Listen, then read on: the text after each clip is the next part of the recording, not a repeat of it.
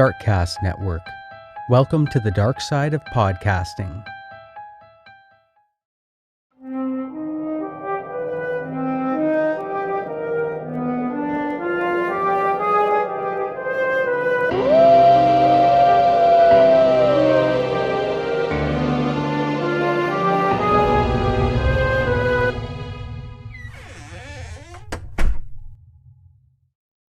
You are listening to Castles and Cryptids, where the castles are haunted and the cryptids are cryptic as fuck. And I'm your host, Alanna. I'm Kelsey. And it is October, and I couldn't be happier because it's the most wonderful time of the year.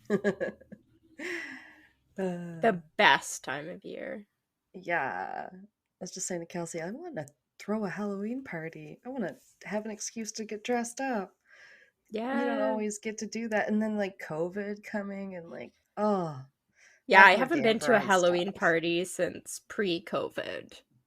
Yeah. Not even dressed up. Like, people didn't really dress up at my work or anything the last couple of years. Not really. Yeah, at my work, there's like a handful of people that do. Sometimes the managers do. We'll see. I still have my Wednesday Addams costume. I just have to rebraid her hair. So if I am working, I am definitely dressing up as Wednesday Addams because I get to be a supervisor at Frontline, and when they call me over, then I can just be Wednesday Addams. Right. Yeah, that's the one. We have a picture of us dressed up. You're in that one, and I was just in like Daenerys wig and costume, so I think I'm in the blonde. Yeah. So, but this time I do have that redhead wig I have now. And then Pat he has these elf ears you can put on your ears, and I wore it to D&D one time. It's like kind of annoying because the ears like kind of want to fall off, and then like my glasses are there and stuff, but like yeah. I could do something with that. Yeah, who's to say? My sister always has good costumes. I used to get pretty creative about it. I think I've mentioned before about like my zombie Anne of Green Gables and just random ones that are. Oh, I don't remember that. No, I mean, like, No. yeah, it was a couple weird things. It wasn't just like, a princess every year. Not that there's anything wrong with that. I remember my friend Randy Dawn was a princess a couple times, even though we're both pretty much tomboys, so it's kind of funny, but you go with what you have or what you can make, you know. I was a witch a lot of the time. Yeah. That's a good one. You get the hat, right? Then you're like, okay. Yeah. My mom would buy like I think one time it was literally just like a swatch of like kind of black, like crushed velvet kind of thing. She literally just basically made it into a poncho. I was really little. I think I was around 10. So she just cut a neck hole out of it and then like armholes and I think put a couple like stitches so I could like wear it like a poncho. And then I had my hat. And that was my costume. Like yeah, no, I like that because it's actually more authentic than some of the ones that have just like plastic or like yeah. They used to have ones when I was a kid where it's like, you know, it's a suit and then it's like a picture on the front, the chest of it of what you're supposed to be. Maybe I'm thinking, well, yeah, there was definitely costumes like that, and then just like literal outfits where you're like, I had like Care Bear shirt, sweatpants, matching sets and stuff. But yeah, man, oh, dressing up. It can be fun. Yeah, I like it. I like seeing all the kids dressed up, and they're all so excited to get candy and show off their costumes going door to door. Yeah. And they're like waddling around, and masks and head things are falling down and getting in their eyes, and the parents are cold. Yeah. Oh my god. Yeah, I know. I'm hoping the weather holds because it's like it's not been too cold yet. A little chilly. I've seen the little rabbit that hangs around the edge of the parking lot at work now. And he hangs out by like a little concrete pole and he huddles there, and I'm like, oh, it's windy today. You're gonna, they make themselves into like a little ball. Yeah. So I cute. still have my one that's living in my yard. Every time I go through Oh. my yard, it's in the same spot. Have you named him? I named the parking lot No, bunny. His name is Jasper. I Jasper, I like that. I will take a picture of him and Oh, maybe we yes. can take votes on a name. Or Ew. something on like social media or yeah, probably like Yeah. Instagram would be the best. Yeah. Yeah. Yeah. Yeah, because we had the two geese at our old office, but I have enough geese in my own neighborhood that I can look at it. I saw them, they're all hanging out on a dock today. I was like, oh, the Nice. water must be chilly because it was a little bit windy earlier, but still been so nice here. So like I'm like, the geese haven't left. They're probably just like, hell yeah, I'm chilling on this dock. I'm sunning myself. They were all just like hanging out. Like, Yeah. I'm like, all right, all right. Sun's out, buns out, right, guys? The geese equivalent of buns. Oh, like it's like when ducks or whatever, yeah, they go underwater and their little They stick their butt butt up. comes Yeah. up. Yeah. Just So boop. cute. Yeah. Oh, that's funny. Well, do you want a freaky fact before we dive into our topic? Sure. Okay. Of course. I have a quick one from my spooky season list. It's alchemists used brain matter as an ingredient for an elixir of eternal life. Oh. All Nicholas right. Flamel, hello. Yeah. Did you? Egyptians? What is this? Ooh, yeah, they had that Yeah. on hand. Yeah, um, liquefied brains. yeah. So the little blurb I have about that is just in the 1600s, John French was an English alchemist who used brain matter for his concoctions. Another horrifying fact about his elixirs was that he stored it in horse manure for months and then drank it after. Oh, yeah. Ew! What the heck? Yeah, by stored it. Like, it would still have to I be in a vessel. Else, how would you keep it intact in the manure? I mean, Yeah, because elixirs are typically liquids, so how would you store a yeah. liquid inside of manure? Yeah.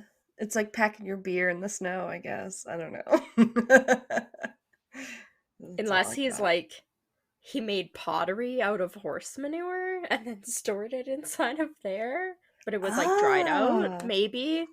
a clay made of road apples. Yeah. Yeah. Yeah, maybe that's what they mean. They just worded it extremely poorly. We could hope. Yeah. I mean, they used, as we learned, I think that we mentioned that in our alchemy Patreon episode. Uh, like, or I've heard it in other places. Like, urine's been used in a lot of different weird mixes Yeah. and stuff.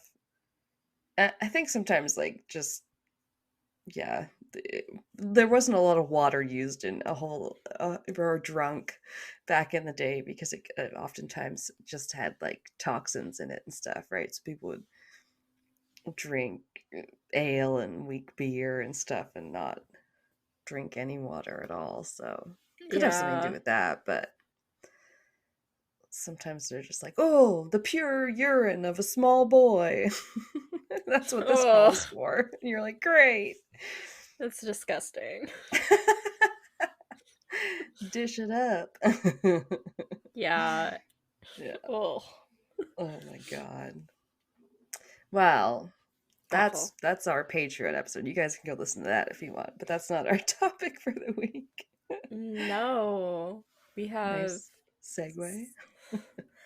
some creepy Reddit stories. Yeah, we do. Mhm. I've kind of like a creepy pasta type fictional story that was written. It What? actually, You're supposed to let us guess. No, it's okay. no, we said we weren't doing that this time. No, not like a guess which one's the real story kind of thing. No, no. Yeah. But that is Uh, fun. That I liked when we did that. Just saying. Yes, because you're sitting there like trying to figure everything out, being like, is this realistic or not?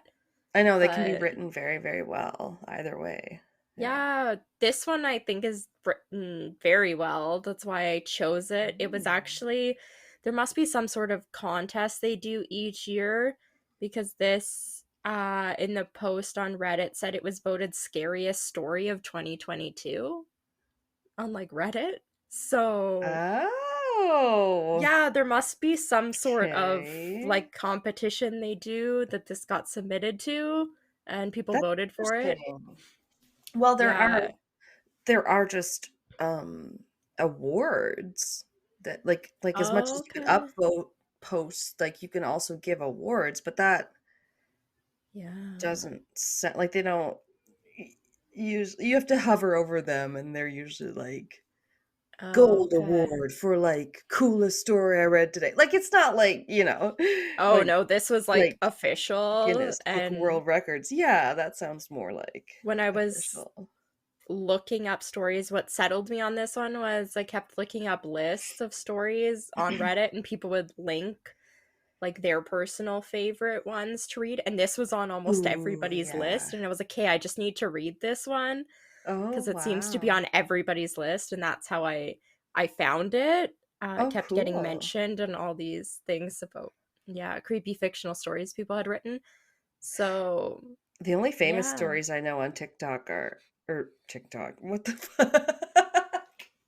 Sorry, Reddit are like there's one about the poop knife, and that's scary in a different way because it's just people think I heard have of that. to have that on hand because their poops are always that big, which that's not good. If that problem persists, you got to go to your doctor because we had that problem with our child for a while. We're like, no, your poops shouldn't like clog the toilet. They should be that big. Like you're not pooping enough. It shouldn't. It should go down of its own accord. Yeah. Well. Yeah. So okay, now I'm intrigued. Yes, this was posted by user Malia Girl 1314. Okay. Yeah, we'll have a link to it if you want to read it. It's pretty long. I was telling Alanna I had to kind of space it out, and then when I copied it from Reddit, for some reason it didn't separate it into like the same format it had been on Reddit, and then I had to kind of make my own paragraphs really quickly and then space stuff out a bit more, and it ended up being like 17 pages, which is like 10 pages more than I normally do. So let's do this. I mean, do you think we sit there and write 17 pages every week? Oh my god. No, fuck that. Couldn't do that. Yeah, copy's weird. Sometimes I find that copy's even like a light gray color too, where I'm like, yes, like a black font. This I think is slightly off from black. It doesn't seem like it's black. At least they let you copy it. There's like we have this page at work that's like an internal like sort of Facebooky sort of whatever. You know what I'm talking about, the backyard. Oh, yeah. And it like if you try to print from that, it'll be like gobbledygook. It like won't let you print it. They make this. It basically print like copied as like a whole stream. Like there was no breaks, no lines, no sentences. It was awful. So I had to kind of quickly. Like, oh, when you're like doing bullet point too, and then you copy and paste something and it all goes in bullet point. I'm like, you didn't necessarily have to make that big paragraph into different bullets. Sometimes I hate that, but right. Just a preference. So this one I hope you guys enjoy. I thought it was interesting when I was reading it. I really enjoyed it. So oh shoot, does it not have? Hold on, let me try and get the title of the story. I think it actually has a title. Oh, okay, yeah. I think they have to, just because it's a post, yeah. Oh, I think this was on the no sleep, like subreddit. I think that's what it was. Yeah, those, okay, that would make sense, yeah, because they're creepypasta type ones. Maybe I'll just read it off of Reddit. Kind of like this format better. Anyway, Fair enough. The top part says, my wife has been peeking at me from around corners and behind furniture. It's gone from weird to terrifying. I just, like, the what? peeking gives me a little bit Yes. of Oh, yeah. shivery. Yeah, Okay. I felt the same way. So it says, my wife, Lynn, and I have been together for 6 years and married for 11 months. Our entire history together has been very normal, and never once have I noticed any weird behaviors or red flags. I can't stress enough how out of character this whole thing is for her. Okay. Lynn is She's normal, I swear. All right. Lynn is very kind, intelligent, and thoughtful. She's always been a no-nonsense type of person. Being childish or trying to scare me is not something she'd normally do. Oh, so She it's not doesn't pranky like my friend Angie, who is No. like, I'll hide in the bathroom and scare my boyfriend. Oh, no. Not at all. Yeah, okay. She doesn't even like watching horror movies. When we first started dating, she agreed to watch The Shining with me because she knew how much I loved horror. She was so Aw, scared that that's she didn't love. even yeah. She was so scared that she didn't even make it halfway through the movie before we had to turn it off. She isn't into Aw. anything creepy and has never been into pranks. It's just not her cup of tea, and that's fine. But that's what was so strange about this. It's just so unlike her. I should Okay. I should also add that she never had any mental health issues, and as far as I'm aware, it doesn't run in her family. I know some people are able to hide their mental health problems, but in the 6 years we've been together, I think I would have seen some sort of sign. Right. Yeah, like 6 years is a long time. Yeah, you should be getting to know the person. Yeah. We've known each other Uh, more than 6 years. yeah. We're getting up there. Oh my God, watching New Girl the other day, and him and Schmidt and Nick had their 10-year anniversaries and they celebrate it. And like Schmidt throws a party. It's like, it's our Oh, 10th yeah. anniversary. Oh my Oh. God. I can't do it, but it's so cute. Like, I mean, I'm saying I'm not good at doing anniversaries and stuff. But it I'm was not really adorable. either. Yeah, we Yeah. don't like have a formal anniversary, me and Pat. We're like, well, we got together around this time, but we didn't make it official because we didn't want to. Yeah. So, yeah. 2 months ago, I was in the kitchen making myself some coffee before work. I was running a bit late that morning, and I knew I wouldn't be able to make it to Dunkin' Donuts for my usual fix. I took a sip of my Oh, American coffee. alert. Just kidding. I took a sip of my coffee as I hurried down the hall towards the front door, when I happened to notice Lynn peeking at me from around the corner ahead of me. I could only see her eyes and a strand of her long dark hair hanging against the wall. Just creepy. All of this is so creepy. That's so much Yeah. worse. The rest of Yeah, her yeah, body was, yeah. Like very The Ring, The Grudge, like Japanese yeah, horror film. You just see hair and an eye. yeah. The rest of her body was concealed behind the corner. I nearly spilled my coffee when I saw her. I did burn the shit out of my lips. Oh Jeez. no. Jeez, Lynn, I said, wiping a few drops of coffee from my pants. You scared the shit out of me. She immediately popped out of view like a little kid that had been caught. I heard her scurry off towards the living room, and by the time I got to the front door, she was out of sight. Okay. It was really weird and just totally out of character for her, like I said, but I also found it kind of funny because she was being more playful and a little less serious. I shouted that I loved her and called her a weirdo. As I shut the door behind me, I heard her laughing. Okay. Her So like behavior was, in a normal way, I take it. for now,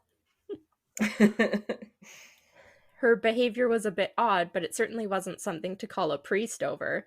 I forgot about it by lunch, and by the time I got home, she was her normal self. I didn't bring it up, and neither did she, and life went on. The next incident happened 3 days later. It was around 2 a.m., and I had woken up to get a drink, and I was standing at the kitchen island, jug of OJ in my hand, when I felt a strong feeling that I was being watched. For whatever reason, I looked down at the floor and saw my wife's smiling face staring back. She was peeking at me from the other side of the island, staring up at me with wide, unblinking eyes and grinning like the Cheshire Cat. On the Just like, floor? Yeah, she's on the floor. I screamed. No, that ain't right. I screamed, I'll admit it. Not out of irritation, but fear. For some reason, at that moment, I was scared. At the sound of my scream, Lynn scuttled backwards out of my view, her hands and feet smacking the tile floor as she hurried out of the kitchen on all fours. Gross. Oh no. I didn't run after her or even yell after her. I just stood there frozen in shock, wondering what the fuck had possessed her to do that. Yeah, so she's not like backwards crab walking yet, but this is not good. No, but like her hands are like across the floor. It's so gross. Scuttling is not good. No, I don't like that word anymore.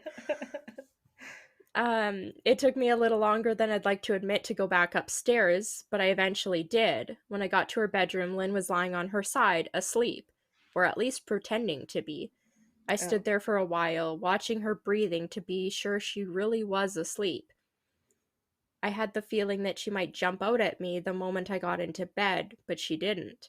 I climbed into bed and she didn't even move. Her breathing was soft and deep, and I was starting to wonder if I dreamt the whole thing. I would hope. Yeah. The next morning, I waited for her to come down for coffee, and after handing her a mug and kissing her cheek, I decided to ask her about it. What was that about last night? I asked, keeping my tone light so it didn't offend or embarrass her. She frowned over her cup of coffee, shaking her head like she had no clue what I was referring to. You were peeking at me from over there, I said, pointing to the spot on the floor by the kitchen island. She followed my gaze, and when she looked back at me, she burst out laughing. She laughed so hard I couldn't help but join her. You creep me the fuck out sometimes, you know that? I said. She giggled and set her cup on the counter and wrapped her arms around my neck. You creep me out all the time, so I guess we're even, she teased. Okay. Not we said our sure. Yeah. We said our goodbyes and left for work, and as I drove, I kept thinking about how creepy it had been seeing her grinning at me from behind the island like that. The sounds her hands had made on the floor as she crawled away. I told myself that she was just trying to be silly, just trying to join me in my love of all things horror. It's not like I was afraid of her, but it still didn't sit right with me. I started seeing her peeking at me more and more. Sometimes she'd be peeking out from behind the couch or the living room curtains.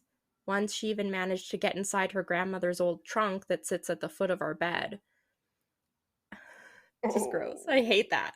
Do not like. No. That's not where you expect people to be. Yeah. I might not have even known she was there I might not have even known she was there at all had the trunk's old hinges not given her away. She'd had the lid propped up just enough so that only half of her face peeked through, and she'd been grinning like an excited toddler.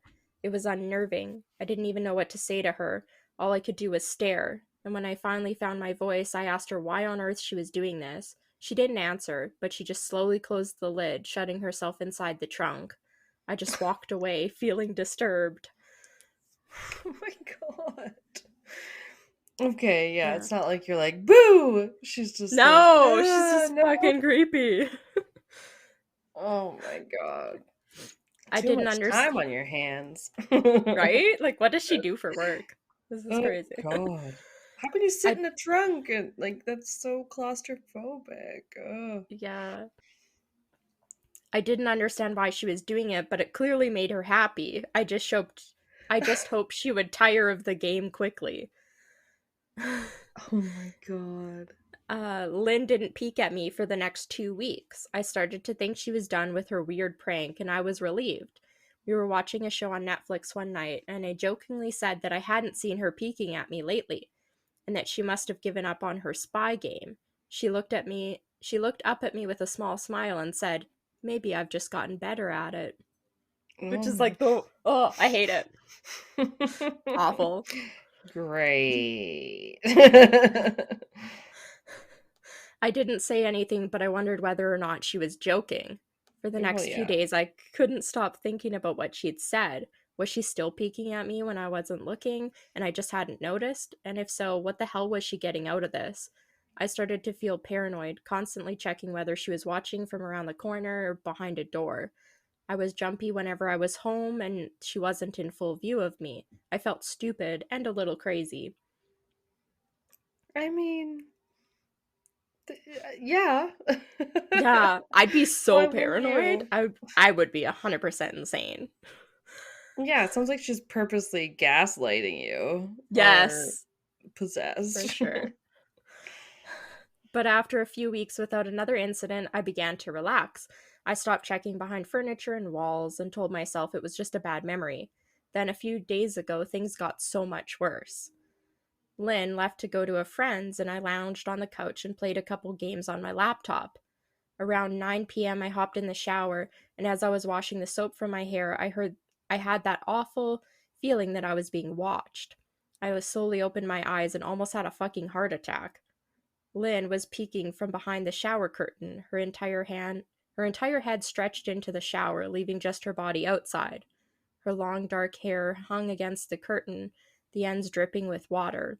Her mouth hung open in a terrible grin, eyes wide and red, as if she hadn't blinked in a while. Oh. I screamed. Just like, Any horror movie ever. yeah. So gross. I screamed and jumped back against the wall. She didn't move, nor did her smile waver.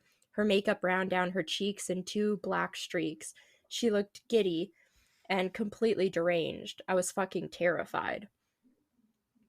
Good lord, it's like the shining lady. Why are they always Yeah, gross in the bathroom?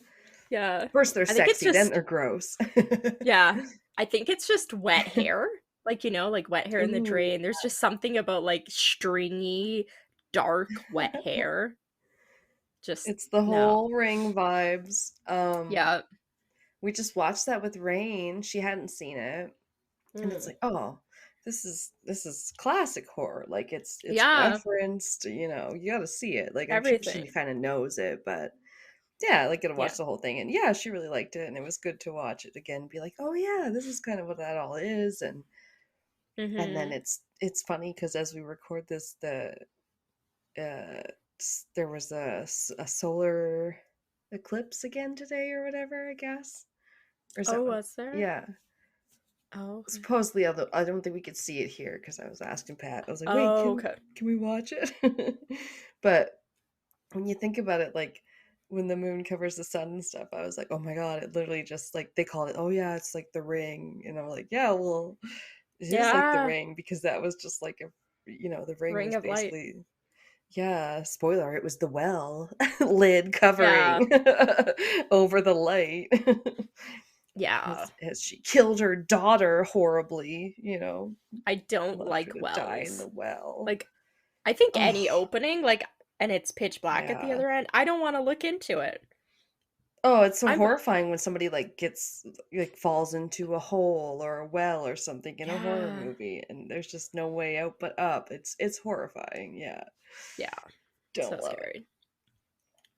it. Uh, we stood like that for a few moments, neither of us saying a word. Finally, after what felt like forever, she slowly pulled her head back out of the shower, and I watched her blurry figure through the curtain as she moved backwards towards the bathroom door. A Ooh. second later, the bathroom door slammed shut, hard enough to rattle the mirror. I screamed again and jumped out of the shower to lock the door. I stayed inside the bathroom for over an hour. Maybe I overreacted to some of you, but joke or not, I was going to put up with the crazy shit anymore. That's what I kept telling myself as I paced in my bathroom, stopping to listen at the door every few minutes.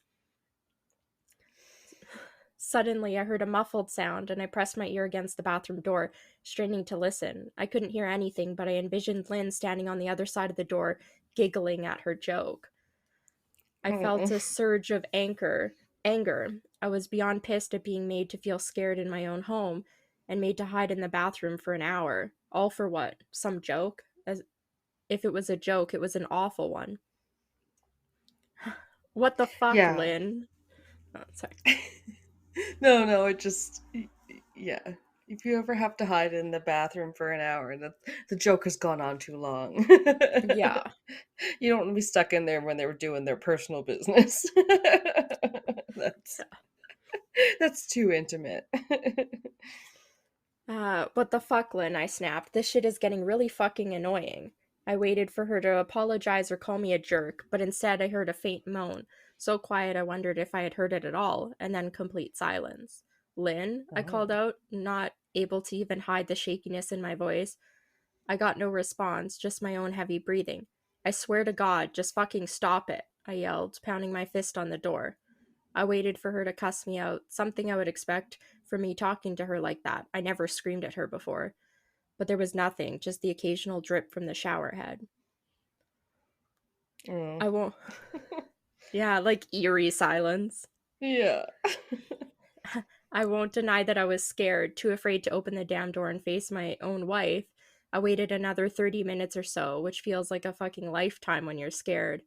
I finally decided I wasn't going to spend the night hiding in my bathroom. So I got down on my knees and peered under the door. I almost expected to see her face peeking back at me, but thankfully I didn't. I could see straight down the hallway to the top of the stairs, but no Lynn. I didn't know if I should be happy about that or not. I looked for a few minutes waiting to see her head pop up over the top step, but it never came. I stood up, my hand hovering over the door, and mentally prepared myself to open it.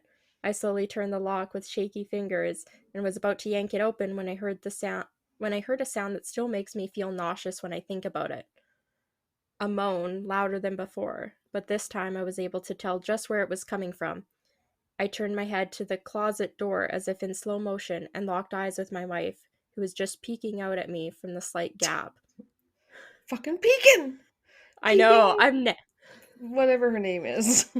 Peeking, yeah, Peepin' Lynn instead of Lynn, a Peeping Tom. Right. Yeah. Well, it said like Lynn, so I think that they changed the name because the first Lynn was in like brackets, or air quotes.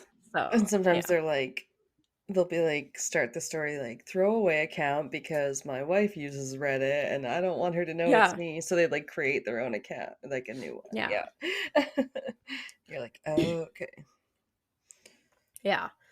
Her eyes were still wide as ever and her mouth was hanging open in the most grotesque gaping smile I'd ever seen.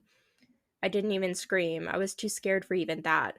Her hands were clasping to her chest, body trembling with sheer delight, as if she could barely contain her excitement.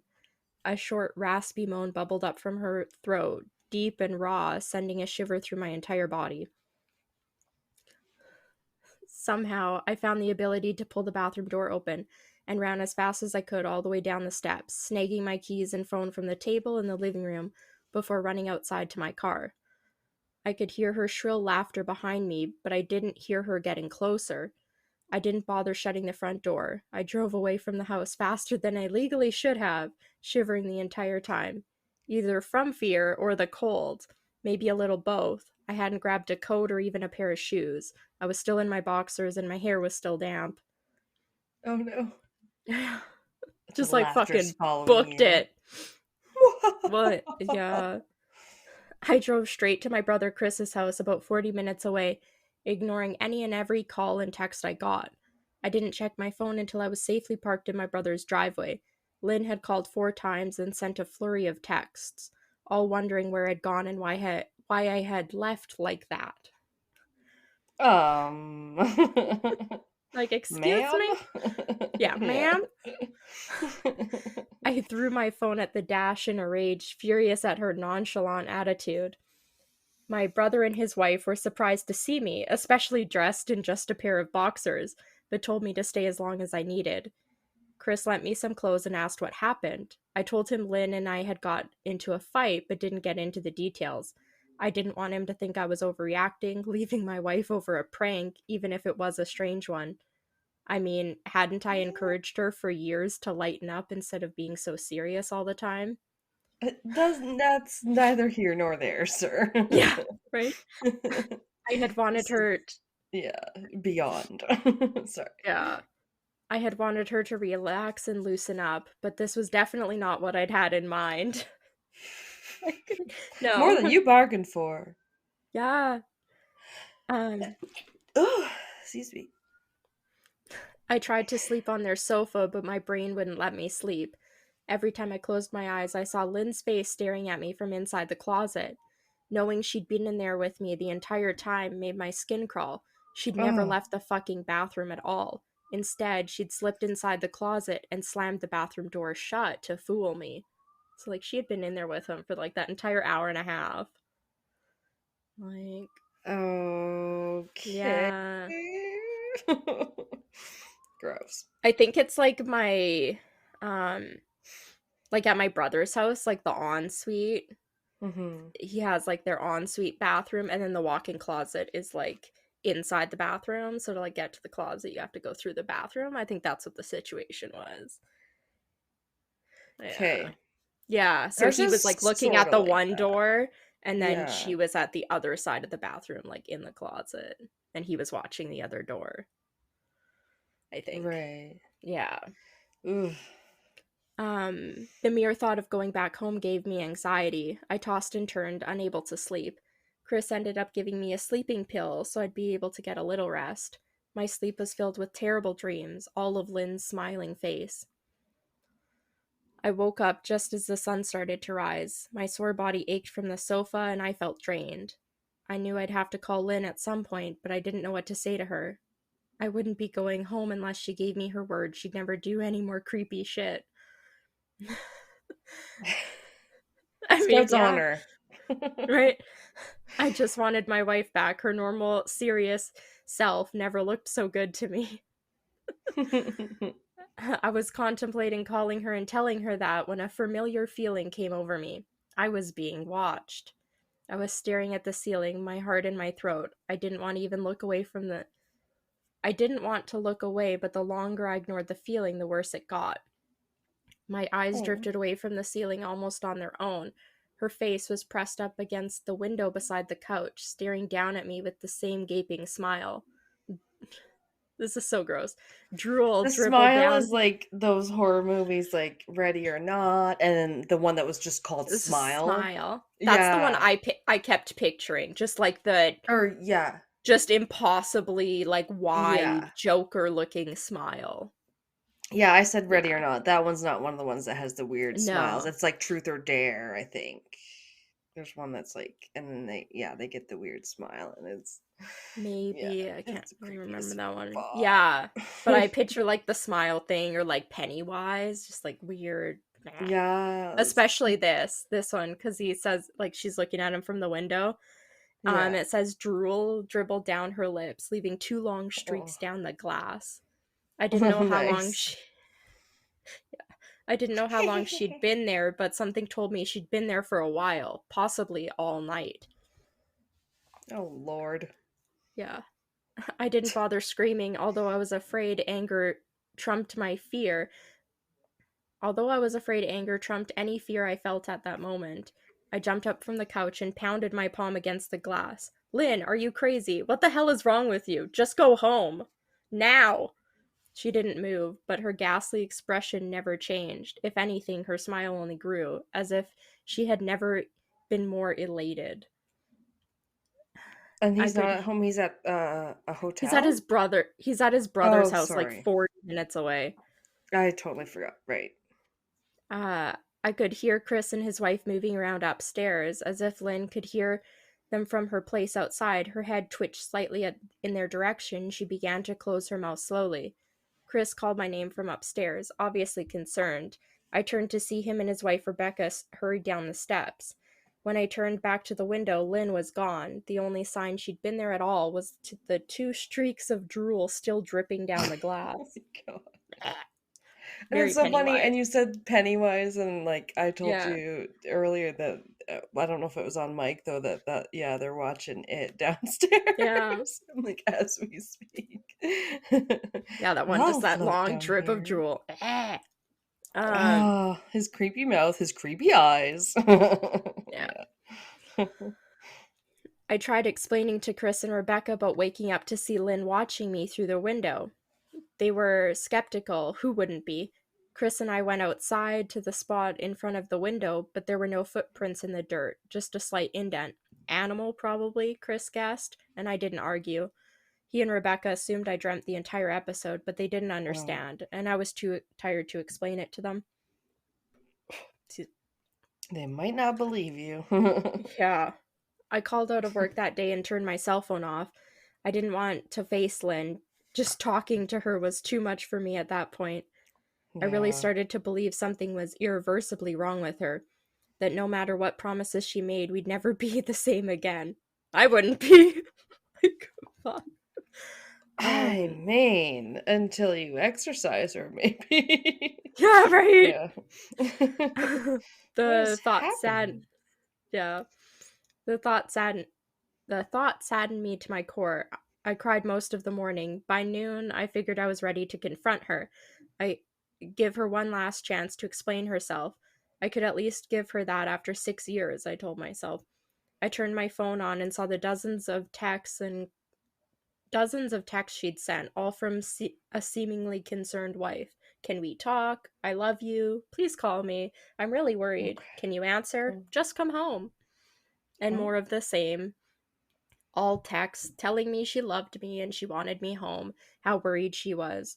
Not a damn one addressing the crazy shit she pulled, like she hadn't been acting like a character from a Stephen King book. But honey, come home. Yeah. We all float down here. Have a red balloon. For our anniversary.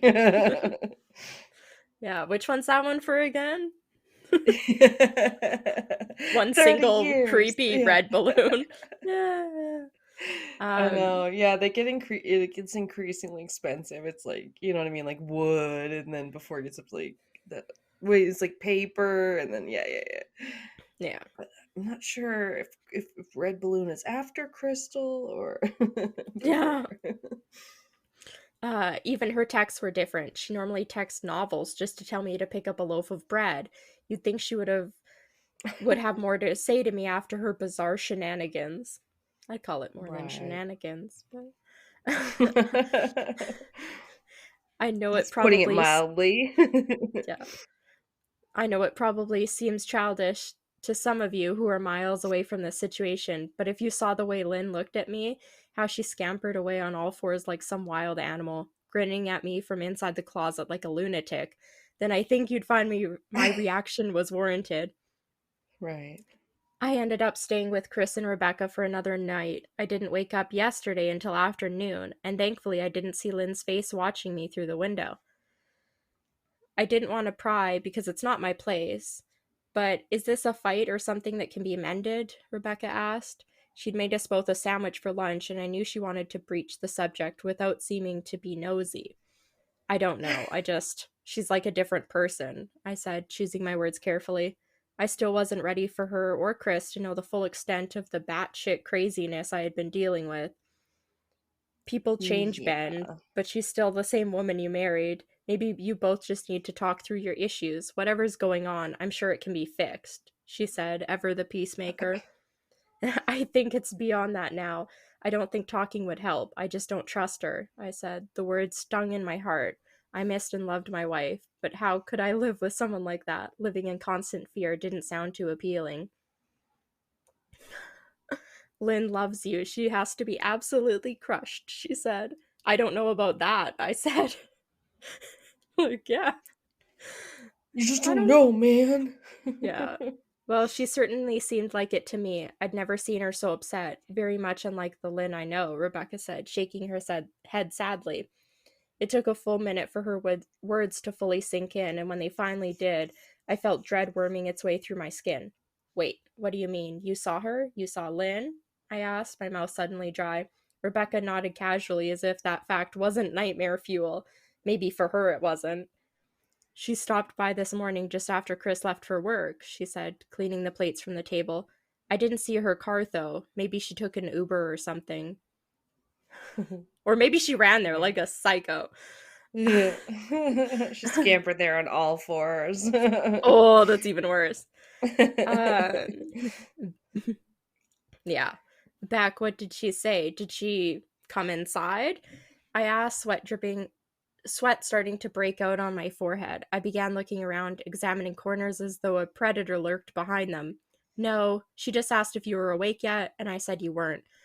I asked if she wanted me to wake you, but she said no, just to let you sleep. She said as she washed the dishes. That's all? She didn't say anything else, I asked. No, she looked awful though, like she hadn't slept in days. I think you should call her. I got up from the table and thanked Rebecca for lunch. I felt a little bit better at the knowledge that at least she hadn't come inside. Still, I needed to double check that the doors were locked. I sat for a while trying to figure out what to do next. I didn't want to go home, but I felt that I owed it to Lynn to help her if I could. Hadn't I sworn an oath to love and honor her through sickness and in health? Clearly, she was very sick. She's possessed. I mean, yeah, at some point that you need outer help. Yeah. If she was sick, which I truly believed she was, I had to try and get her the help she needed. But I didn't even know where to start. I didn't want to call the police, and besides, what the hell was I going to tell them? That my wife was peeking at me? That she was being creepy?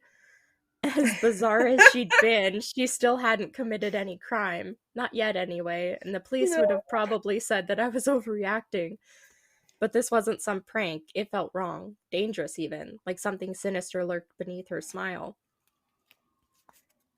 I knew as her husband that I was well within my rights to have her committed.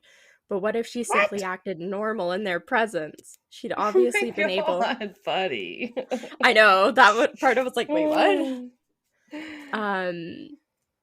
Yeah, what if she simply acted normal in their presence? She'd obviously been able to fool Rebecca into thinking she was just a concerned wife.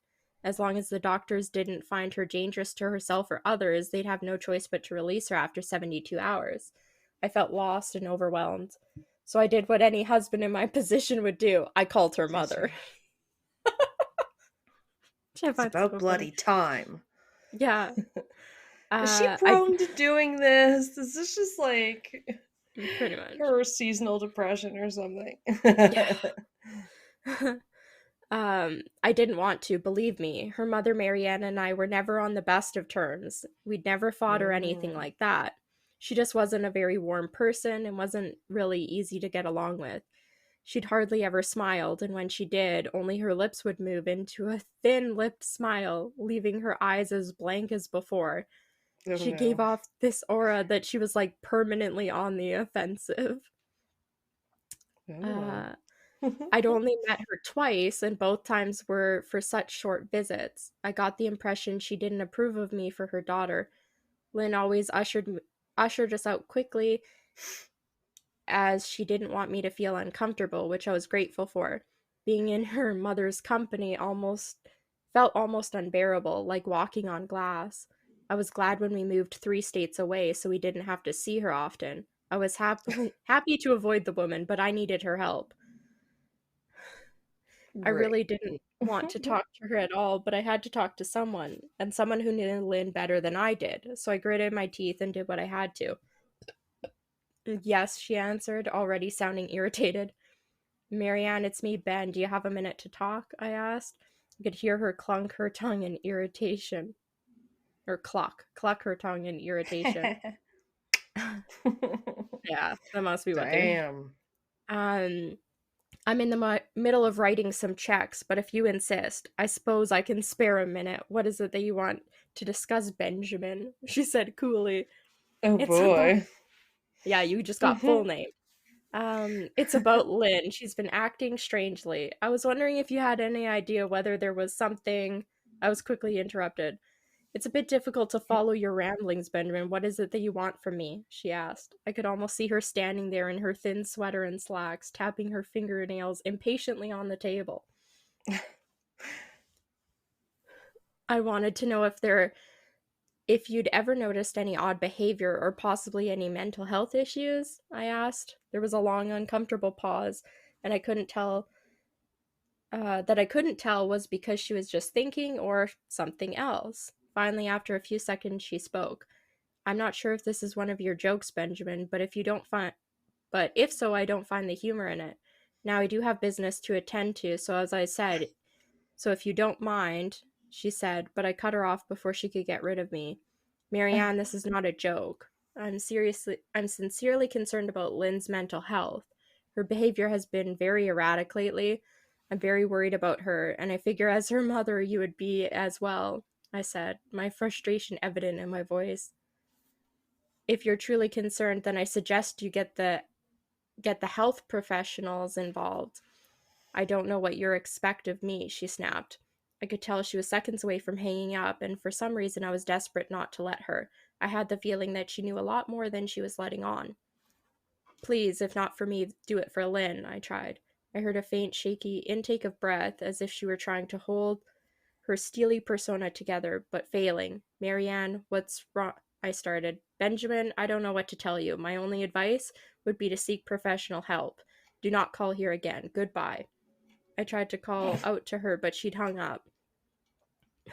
I tried to wrap my head around the call and her refusal to help me. Even if she didn't like me, why wouldn't she want to help her own daughter? I couldn't understand that. I tried to replay the conversation, desperate to find something I missed.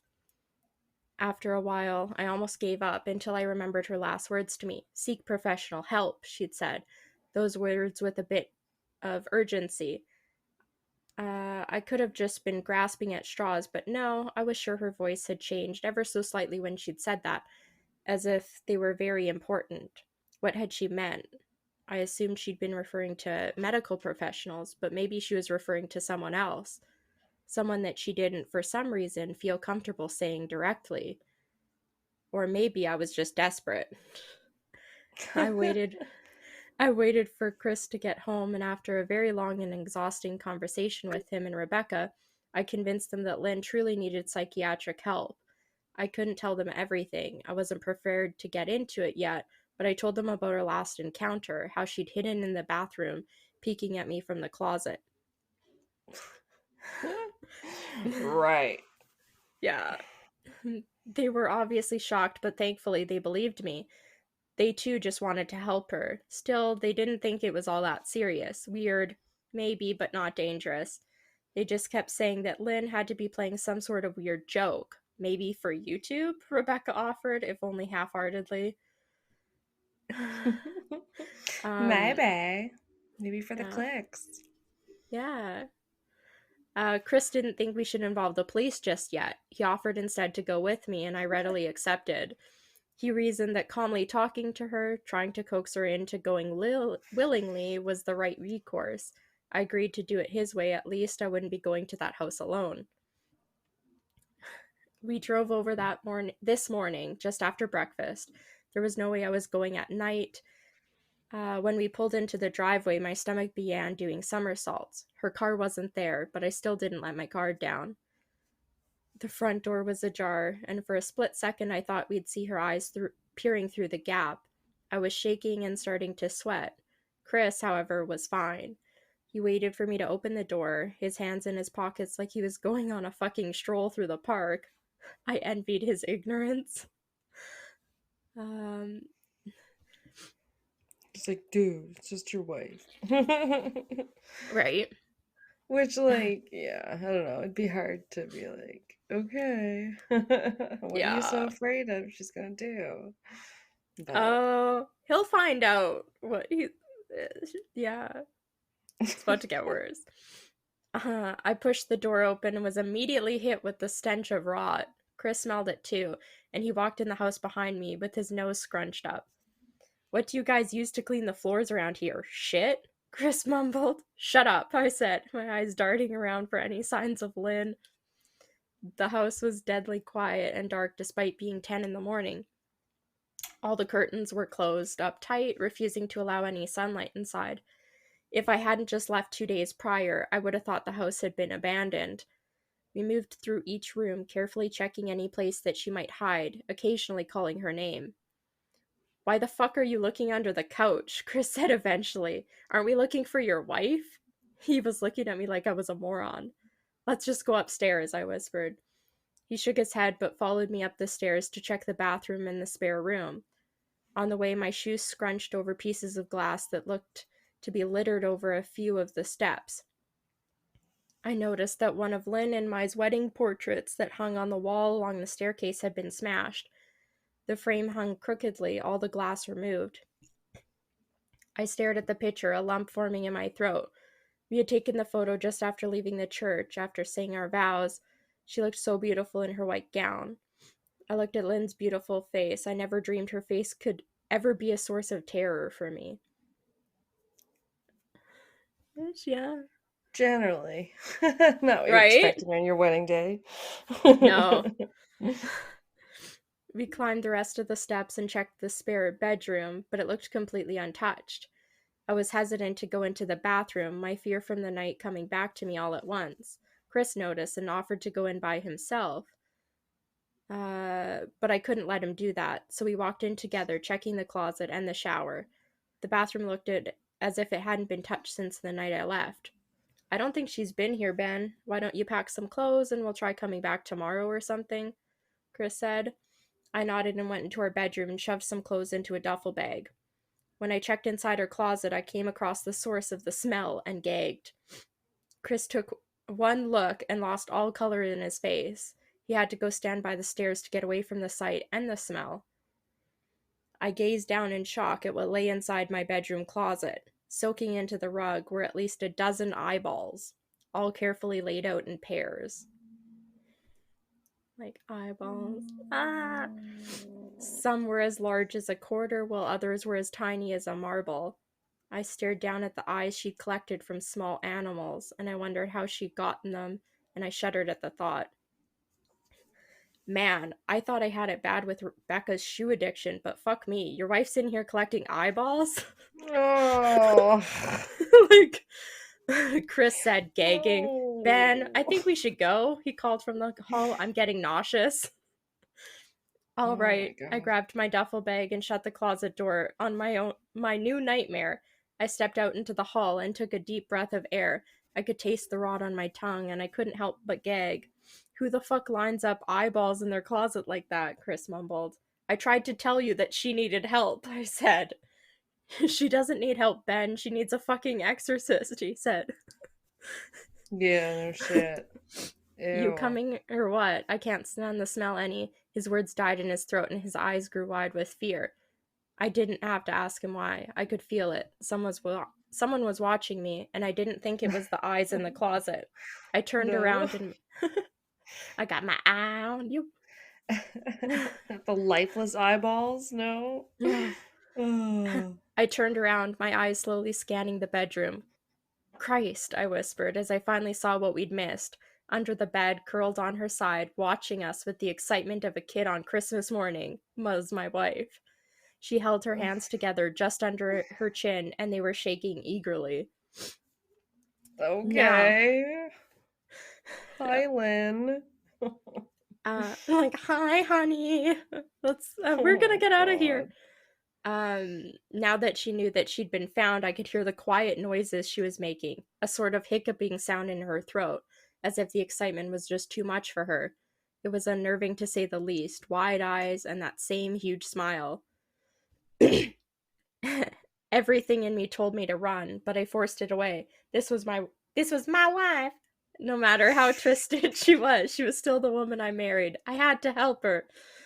Oh my god. My wife. Nope. This is not what they mean. Sickness and in health. Yeah.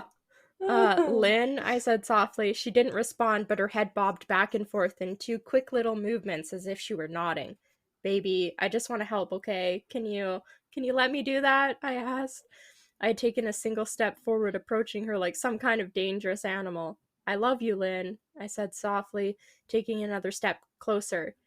She let a tiny moan escape her wide mouth, and I had to resist the urge to run. Her shoulders were starting to quiver, and her eyes grew as large as saucers. I crouched down to see her better and immediately saw the blood. Her hands were covered in it. They trembled more the closer I got, and she was barely able to contain herself. Lynn, are you okay? You're bleeding, I said. She bobbed her head again, her bloody fingers moving up and down as if she was playing an invisible piano. They occasionally grazed her chin, leaving smears of blood on her skin. I wanted to recoil in disgust. The smell that was coming off of her was revolting. I could feel the vomit trying to climb up my throat. and her lips were dry and stretched thin, blood seeping between the cracks.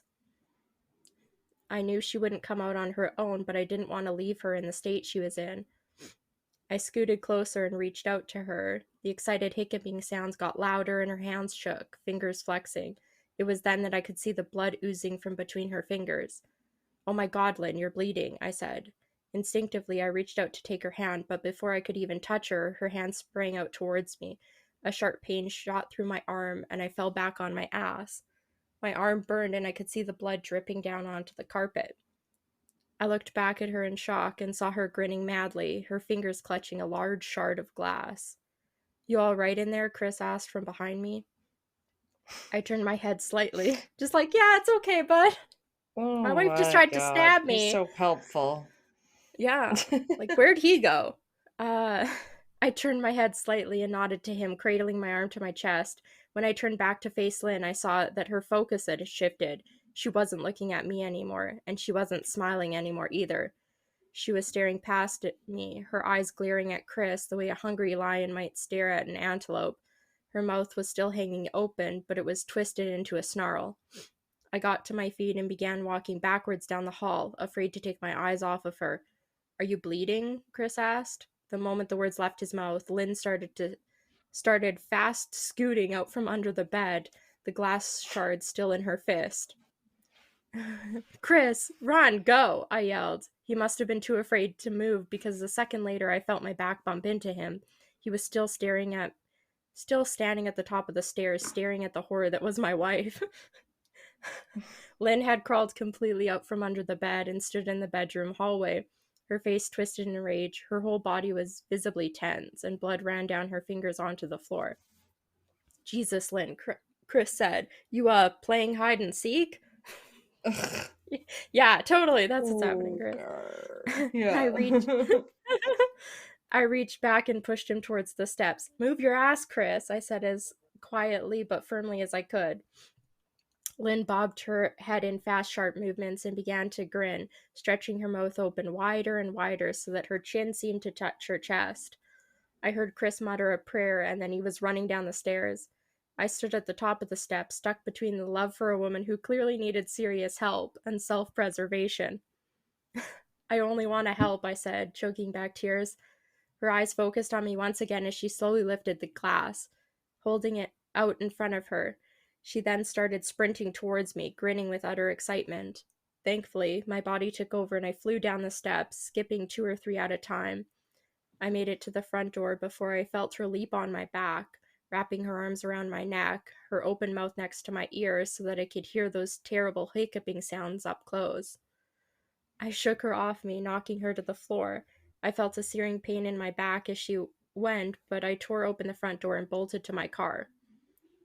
Chris was standing in the front yard, talking on the phone with the police. I didn't say a word. I just ran to my car and jumped in. Chris took the hit and followed me, still on the line with 911. I watched in the rearview mirror, sure I'd see her there running after us, but I never did. I went straight to the ER and got 11 stitches in my arm and 3 on my back. The police asked a lot of questions and went back to the house to do a search, but of course, Lynn wasn't there. They advised... was she? Dun, dun, dun. Hopefully they found the eyeballs. I don't know, that doesn't really get mentioned.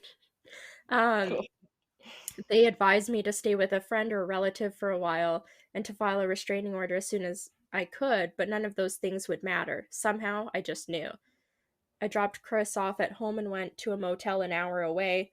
I waited. I wanted to put as much distance between me and Lynn as I could. This is where I've been for the last 4 hours. I thought maybe the police would find her. Maybe they'd get her the help she desperately needs. But now, I don't think so, because 40 minutes ago I got a text from an unknown number. Just 3 words. "I found you." And a picture attached. The picture was dark and grainy, but I instantly knew what it was. There was no mistaking my wife's eye. I started typing this out immediately after. I don't know what to do. I'm alone and scared, and I can't help but feel like I'm being watched. And then it ends. Da, da, da. Like, it was her eye, like, peeking at him, or fucking disemboweled and plucked out of her head? I think Peeking. it's just a picture of hers, like that she's like peeking, using it to peek again. Some stuff said that there's supposed to be like maybe a sequel to this one. I couldn't really find it. Yeah, there was just links saying like click here and stuff, and I was like, no. Yeah, because it takes you to like, it says something about auto like bot and stuff. It doesn't like say part 2 or anything, but yeah. So yeah, I don't love eyeball stuff. Aw, this one had a lot of eyeball stuff. Sorry.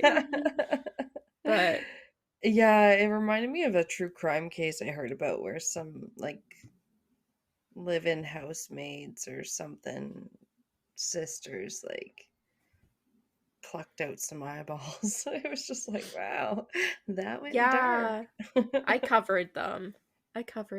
You did those ones? Yeah, I think they're the Pollock sisters. Oh, fuck. Yeah, Mhm. okay, yeah. Yeah. I did not remember that we had talked about them. Sorry. Yeah. Oh my god. I try to block it out, you know? I don't. Yeah.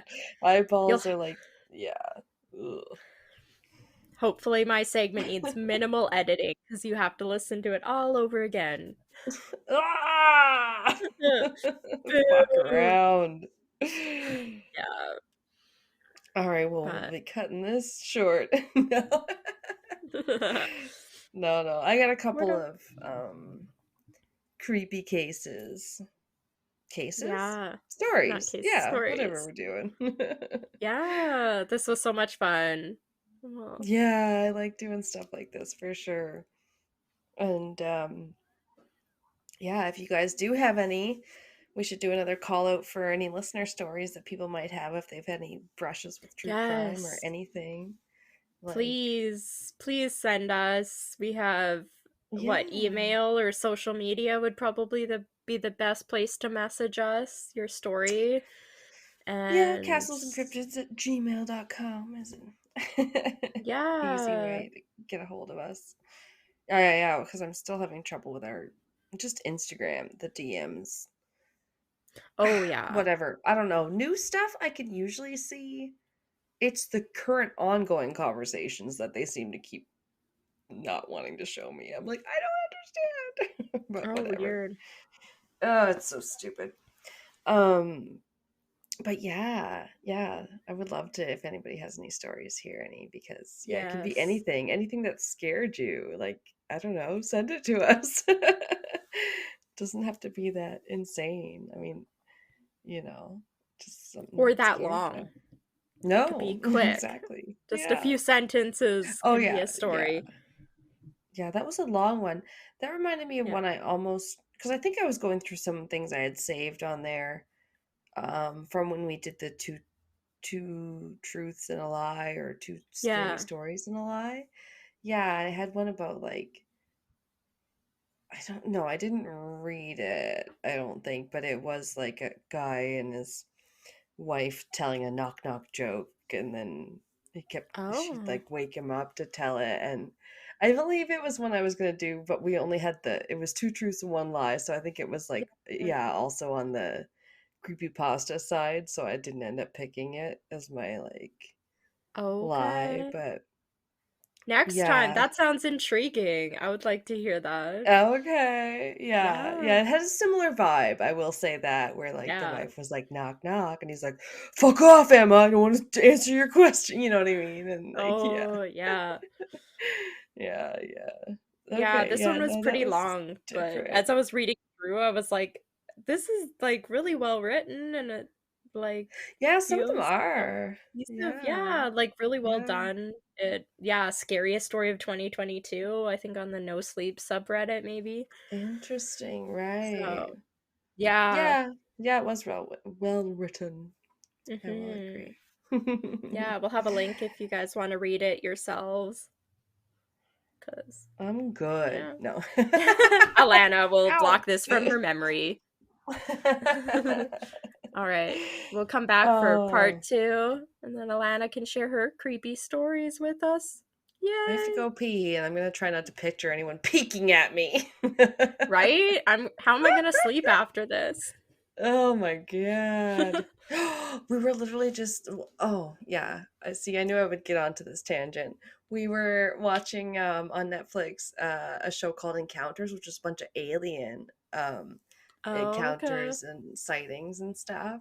Yes, and they talked to a bunch of people. There was an episode that talked to a bunch of kids from the Ariel school one in Zimbabwe that I Oh, covered, and it was that's really cool. neat. Yeah, especially Yeah. because like the headmistress or whatever, she like still works there, and she like had an abduction experience like after the kids Oh, saw the wow. UFO. I know, it was crazy. It was recommended by I was listening to another podcast and they were like, "Oh yeah, Encounters. If you guys haven't seen it on Oh, Netflix, then cool. go watch it." Yeah. So yeah, it's really good. Really good. Nice. All Oh, right. hi. Hi, Munchkin. I'll be right back. Yeah. Grab your marshmallows and sleeping bags for the Burnt Marshmallows podcast, where cozy mysteries come alive around the crackling campfire. Picture yourself wrapped in a warm blanket, sipping hot cocoa as we share spooky tales that will whisk you away to a world of mystery, ghosts, and perhaps even an occasional monster. Crime-solving spirits, urban legends, Bigfoot, we've got it all. Join Burnt Marshmallows every Tuesday, wherever you listen to podcasts for cozy mysteries. Not the recording. We're back. We're back. Kelsey's wearing a Vegas shirt. Yeah. That when we were there. Did you? I'm pretty sure I brought it. Oh, you like brought it but didn't buy it on the trip. No, I didn't buy it with you. I bought it when I went there with my parents and everything. I was hoping to get Mm, another one because I really like it, but I didn't see it. yeah. It was from Fremont Street, and Oh, like the shops they have all along Fremont Street. I really like it because it's they had like, some weird shops there. Yeah, they were like a lot of like yeah, tacky kind of, souvenirs and like yeah, just different weird things with like here's something with weed symbols on it. You're like, yeah, okay, this is so like I don't know, early 2000s. Ooh, edgy. yeah. Anyway, we're gonna tell another couple scary stories. It's nothing to do with fantasy or anything. Well, I got one that's more our like true crimey, like our true crime episodes, and then one that's a little bit just more on the Okay. paranormal side. Nice, one of I, each. That's I cool. like a mix. Yeah. And you know me, I like to listen to like Let's Not Meet, which is like a podcast based on that subreddit called Let's Not Meet, and those are Yeah. true horror stories or whatever. So I ran across some of easy to think of those that. when I was looking up Yeah. ones. It kept taking me to Let's Not Meet. And I was like, oh, Alanna, I think, said you might do some of these ones. So I was like, I don't want to read any of them, just in case. Well, that's what we gotta do sometimes, unfortunately. We have to be like, okay, make sure we're not doing the same one. Yeah. And so I was like, I highly doubt she's going to do this one. Yeah, which then made it easy for me to pick, because as long as it wasn't something that was like a creepy pasta, I knew I was good. Yeah. Yeah.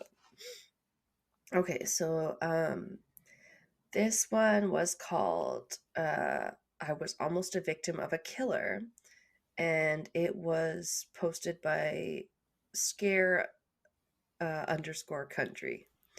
Okay. I think I got it from Let's Not Meet. Speaking of which, so not safe for work, by the way. Ooh. And Buckle speaking up. of work, I totally accidentally printed my cash out page and then like printed my notes for this, and then like the cash out page was still in the um what's it called, tray one, the manual feed tray Yeah. where like it can drop. Anyway, so then it ended up with a little bit of my cash out printed on this page, and I was like, where's my cash out? And then I went, oh, fuck. It's written on my notes, and I can't reprint that one. I was like, look, I did it, though. Anyway. So I think I can read it fine, though. But yeah, that was just something funny that happened when I was printing my notes. Nice. Oh, gotta get shit done, you know?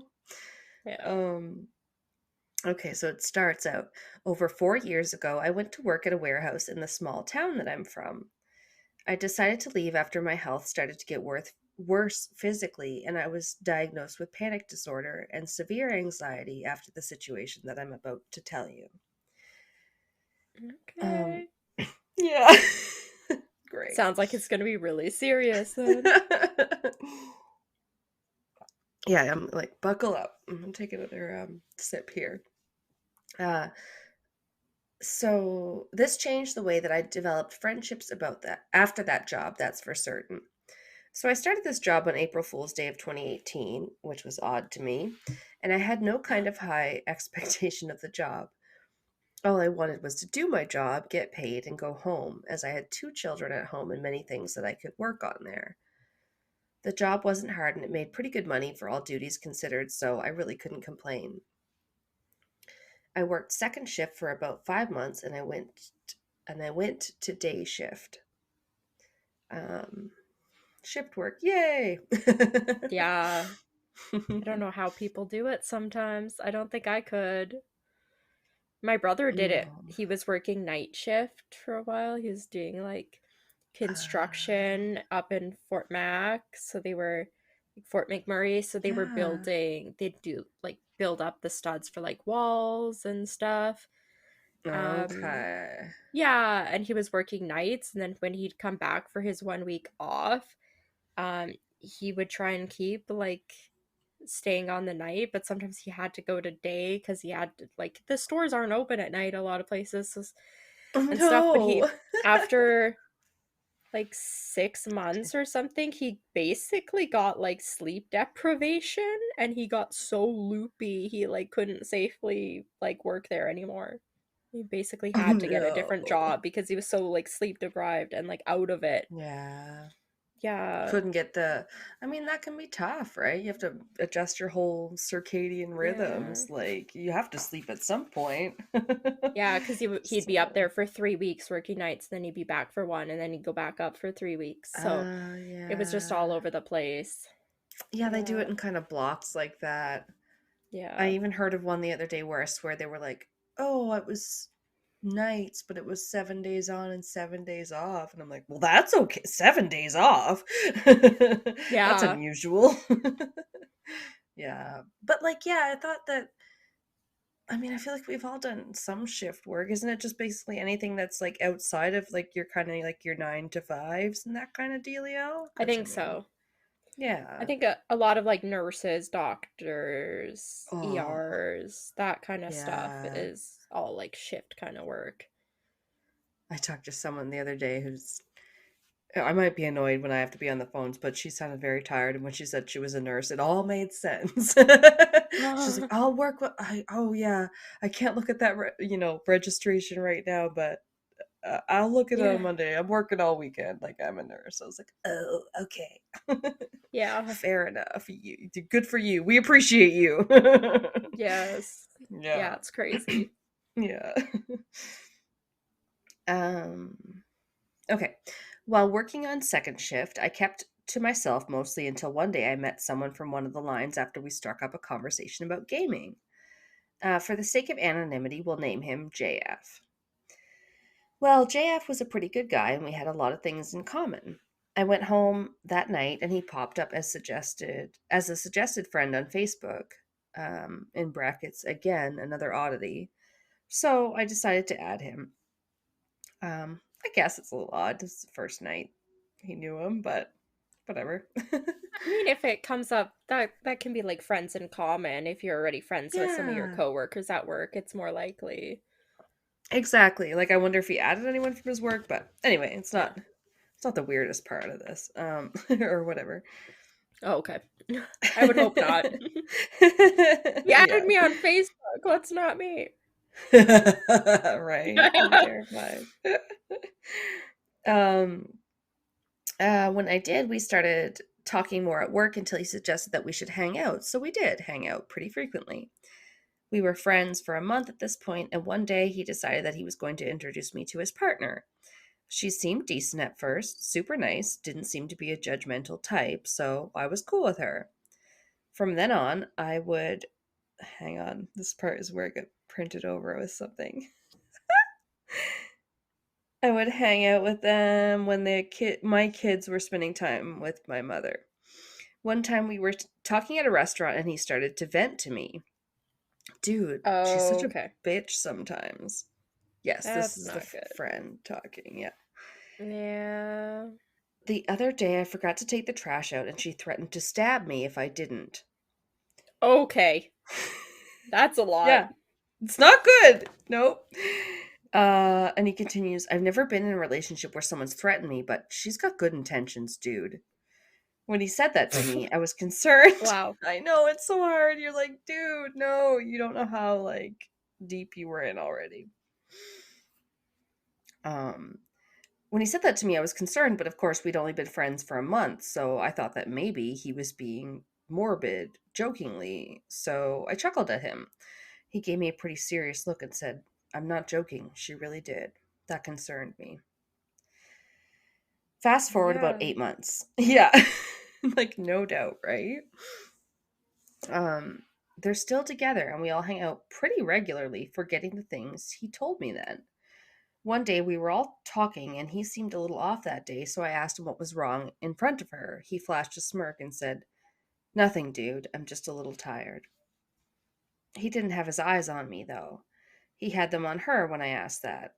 When we went to work the next day, I asked him again, Do you promise to keep this between us? The guy said, Of course, I agreed. He said that he was breaking up with her and she went a little crazy. He said that she grabbed her gun and pointed it at him and said, If I can't have you, then no one will. Ooh, shit. Yeah, that's You like... want nobody, baby. No. Yeah, it's bad. Yeah, that's not good. Unhealthy. Yeah, that's like abusive relationship legs. Totally. So he said that he diffused the situation and is trying to look for a way out.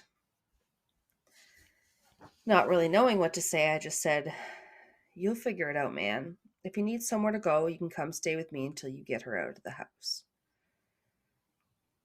I feel like the poster, the OP here, original poster, is a dude, but that's just my feeling. I don't know. It doesn't Yeah, I think say. it is a dude. Yeah, it didn't actually specify. Um, Fast forward to another year. He finally decided to leave her. When he did, she flipped out again. This time, he told her over text. She said that she was going to find him and kill him, and he was actually out of work that day with a vacation day. He sent me a text that said, Hey, let me know if she comes over to work looking for me. That struck me as odd because I had no idea of the situation that was unfolding. She actually did come to our job and she asked me where he was, and I said, I have no idea. I thought he was with you and you guys went out of town or something. Okay. Yeah. I'd All be she like did. taking my ass to a police station and be like, hey, can I just wait in like this waiting area all day? All day, Like, yeah. fuck. But it sucks because this guy's got to work too, I think. I don't know. Yeah. All she did was roll up her window and drive off. I called him and told him that she came by and he called the police about it. They had found her up the road with a loaded gun in the car. Yeah. Be like she's threatening me with a weapon.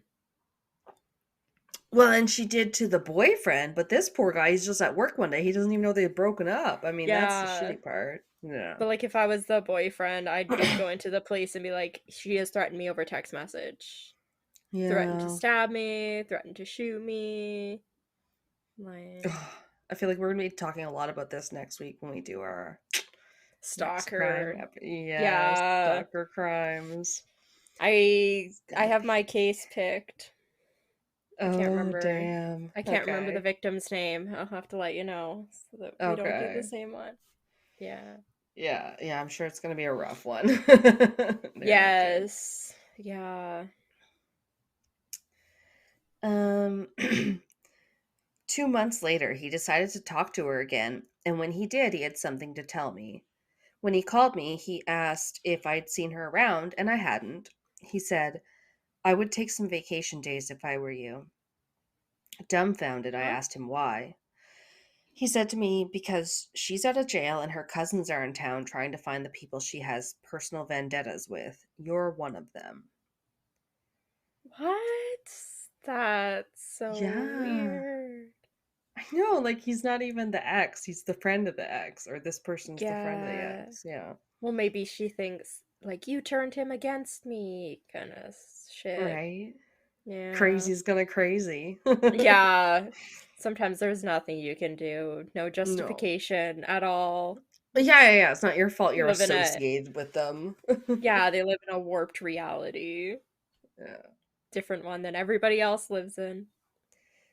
At that point, I was terrified. I grabbed my kids and went out of town. Took 2 weeks off of work. Come to find out, that next day, her and her cousins went to the next town over and shot 3 people in an apartment and killed them. Jesus. Yeah. Wow. It's shitty.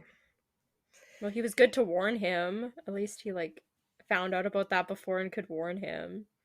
I know. Like, we could add more victims. This one's like, Yeah. it turns out more like a very true crime case. I got the news about it the day after it happened. The reason why he knew they were coming after me is because they made a Facebook Messenger group that he was included in and sent a list of names. Everyone What? regarded it as spam. Yep. I Oh my god. know. Would you like to be invited to your own murder? Are you attending? Yes, no, maybe. I wonder what it was called. Yeah, it just says a Facebook Messenger group. Everyone regarded Wow. it as spam and decided to disregard the message, but he knew what it was. 3 of the Hmm. names on that list were the people that they shot. The 4th name on that list was mine. Wow. After they found the evidence and he decided to go public about the group and screenshots that he had, they were all charged with first-degree murder. Yeah, 100% premeditated. You made a fucking Facebook group. How stupid are you? Right? But thank God they could actually get the charge, because, I don't know, Yeah. yeah. From then on, I was very careful about who I would stick my neck out because even though he knew the context of that list and her intentions, he decided not to inform anyone else on it. Needless to say, we aren't friends anymore, and I dodged a bullet. Literally. Sorry for the long post. I felt like it needed context. Stay safe, y'all. Wow. I can't believe you didn't try and warn anybody else on there. Yeah, the 3 other people that up and died. Yeah. That's Yeah. that's shitty. I feel bad that I don't know any more about that, but I didn't do any digging or Yeah. yeah. Like, I wonder, like, did he know those people personally, or did she more know them, or something? Like, maybe he wouldn't have been able Right. to contact them, Right, because he obviously but felt comfortable enough to tell this person, like, I worked with, yeah. yeah, I knew, like, my girl Wow. ex knows who you are. But maybe he didn't know the other Yeah. ones. I don't know. Maybe he didn't think they'd believe him. Wow, that's really scary. Yeah. Like, that was one of the scarier ones I read on this, where you're like, good. Talk Yeah. about a brush. Good thing you got out of town. Yay. But, like, Yeah, with holy your shit. kids and everything. Like, oh, that's so scary. Yeah, crazy bitch. Yeah, I remember there was a few comments, and then somebody was like, if this is real, like, that's scary, dude. Because, yeah, sometimes people just, Make stuff up. yeah, they were just like, well, just making sure, but, like, yeah, this one is pretty. They're like, good for you, man. Like, good, like, happy you're okay, kind of thing. Yeah. Um, so yeah, that was that one. Sorry.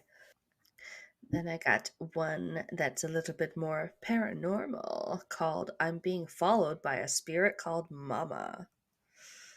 Mama? Is that Mama, the I just killed a man. Is that the Jennifer Lawrence movie? Is that Mother? That might be Mother. That was a creepy one where she's like pregnant and Yeah. what, I forget who plays the husband, but then he just keeps like having this weird cult following, kind of like keep being invited into the house and just getting in the way until they're like, threatening the baby. I don't. There's a lot of them. There's a mama. There's a ma with that one of those great black actresses. Octavia Spencer. Yes, thank you. I was between her and then that other one, that Viola, and I was like, wait, which one is it? Yes, thank you. That was a good one too, though, where she just like kind of befriends some kids. And I think I watched the trailer for it and decided it didn't really interest me, so I didn't watch it. But yeah, I mean, it was okay, but I wouldn't say it was anything more than kind of predictable. Okay. Yeah, she's kind of creepy and she meets a bunch of teenagers and then she's like, you can kind of party here, and then she is more creepy and then they're like, wait, wish we didn't party here, it's that kind of vibe. Yeah. Anybody who wants to hang out with teenagers? No. Yeah, it's not always a good look. I mean, yeah. No person over the age of like 24 has any reason to be anywhere near a teenager. High school fucking teens. Ugh, who wants it? No. I did start watching the one on Netflix called The Society, which is kind of about like a town where like only the teenagers end up being there alone. Yeah, all the adults die or something. I know a spend couple a lot people of time talking about what happened to the adults, but they're just like, oh, all of a sudden our town is like, we're all on our own. All the adults seem to be gone, and there's just like trees all around, and we have to be a society of teens, and we're not that good at it. I remember when it first came out, I was gonna watch it, and then I think after the first, maybe second season or something, it got canceled, and then I was like, Why is this always when I find these shows? Because then it comes up on my freaking like Netflix watch list and shit. Like it's like, try this. It doesn't tell me they're fucking canceled. I'm just like, I know that girl from Supernatural and all this other shit now. Yeah. She was in that Freaky Friday with Vince Vaughn. Oh yeah. Yeah. Who was it? I think Carly watched it from work. She was watching The Society when it first came out. She's the one that like told me about it. She thought it was pretty good. I didn't watch any of it in the end, but it's been all right. Yeah. I was like, things are starting to get dark. What do you do when someone dies and there's no police? Yeah. Oh, yeah. Lord of the Flies.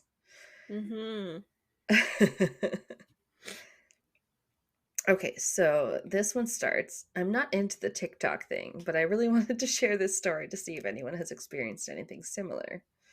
Right out of the gate, they're I can relate. TikTok. Don't get me started. I had such a hard time. I was trying to upload my video that I edited a little bit, and every time I tried to put it in the drive, the first few seconds weren't edited, and I was like, what the hell? I did this! Aww. Anyway, when I was trying to do my TikTok video, it doesn't matter. It's fine. I have no help. No, I know, and I'm like, either no one's gonna see it, or like, I don't know how TikTok works. Like, I put it up, and then I was like, oh shit, it looks like the tracking's off. Maybe it's because I put a little bit of background music, and then I'm like, does that mean it has like 330 views already? I'm like, I don't understand TikTok. It's only been up for like 40 minutes. Oh. Pat's like, just let it go. I'm like, no.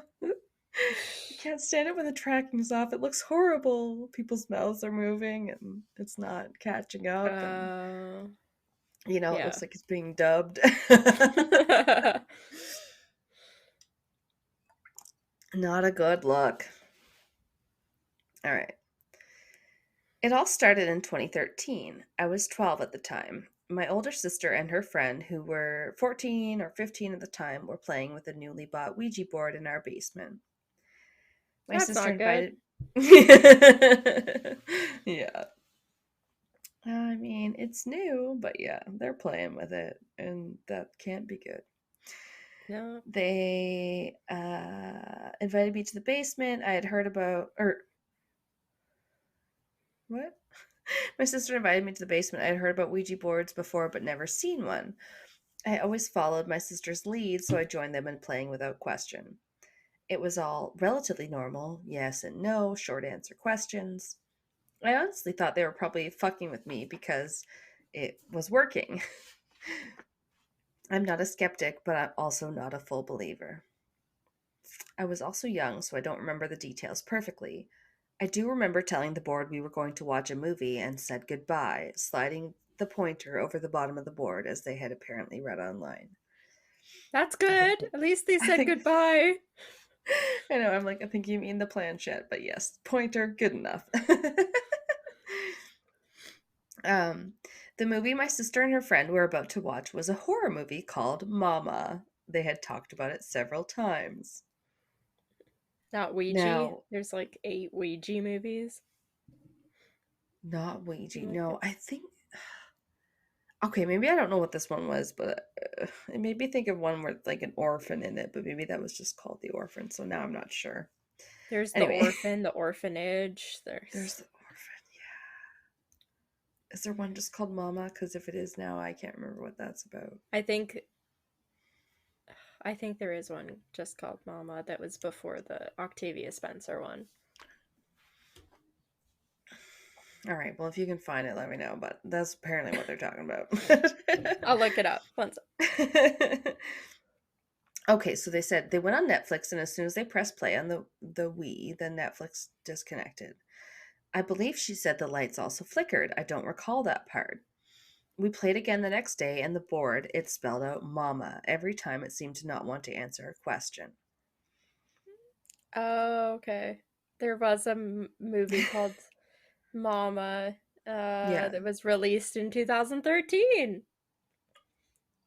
Okay. So, I don't know if I've on the seen day that one. her parents die, sisters Lily and Victoria vanish in the woods, prompting a frantic search by their uncle Lucas and his girlfriend Annabelle, played by Jessica Chastain. 5 years later, miraculously, the girls are found alive in a decaying cabin, and Lucas and Annabelle welcome them into their home. But as Annabelle tries to reintroduce the children to a normal life, she finds that someone or something still wants to tuck them in at night. I've never seen this movie. Okay. That sounds familiar. But this is the movie poster. It's like the little girl and then the holding the mom's like arm. Okay, yeah. I think I've seen the movie poster. I haven't seen the movie, but I've seen that poster. Okay, so that's what they were watching, I guess. I guess. Creepy. I'm gonna have to watch it now. Yeah.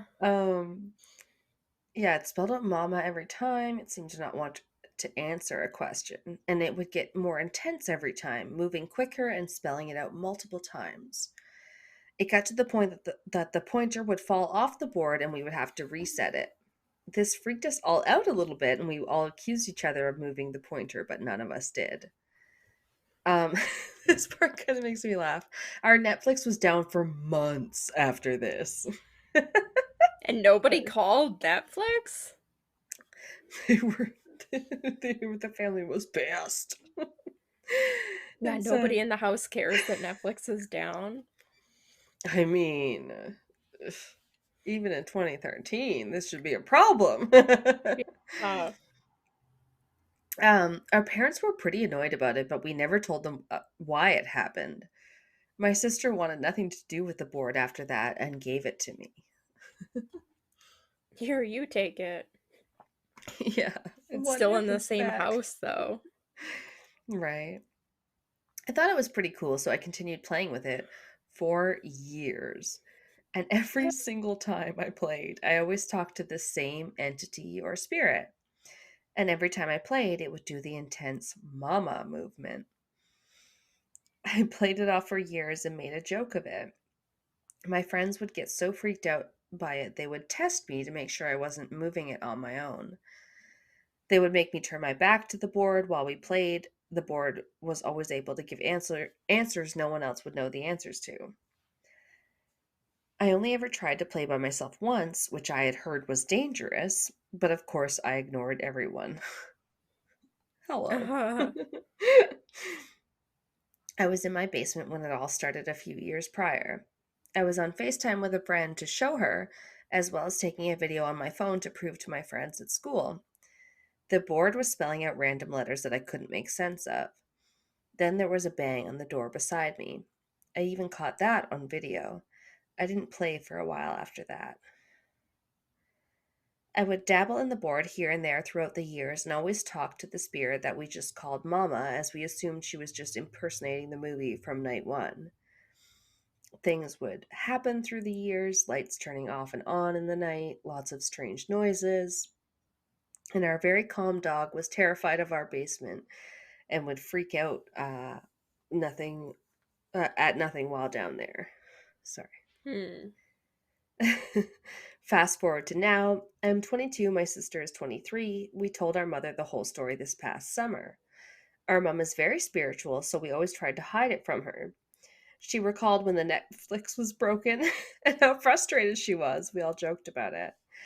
My sister and I got a text from her a few days later saying, "Tell Mama to give me my Netflix back." It's been 10 years. Yeah, Surely you have Netflix again. I think so. Fuck things. Yeah, I do think that one's just a joke.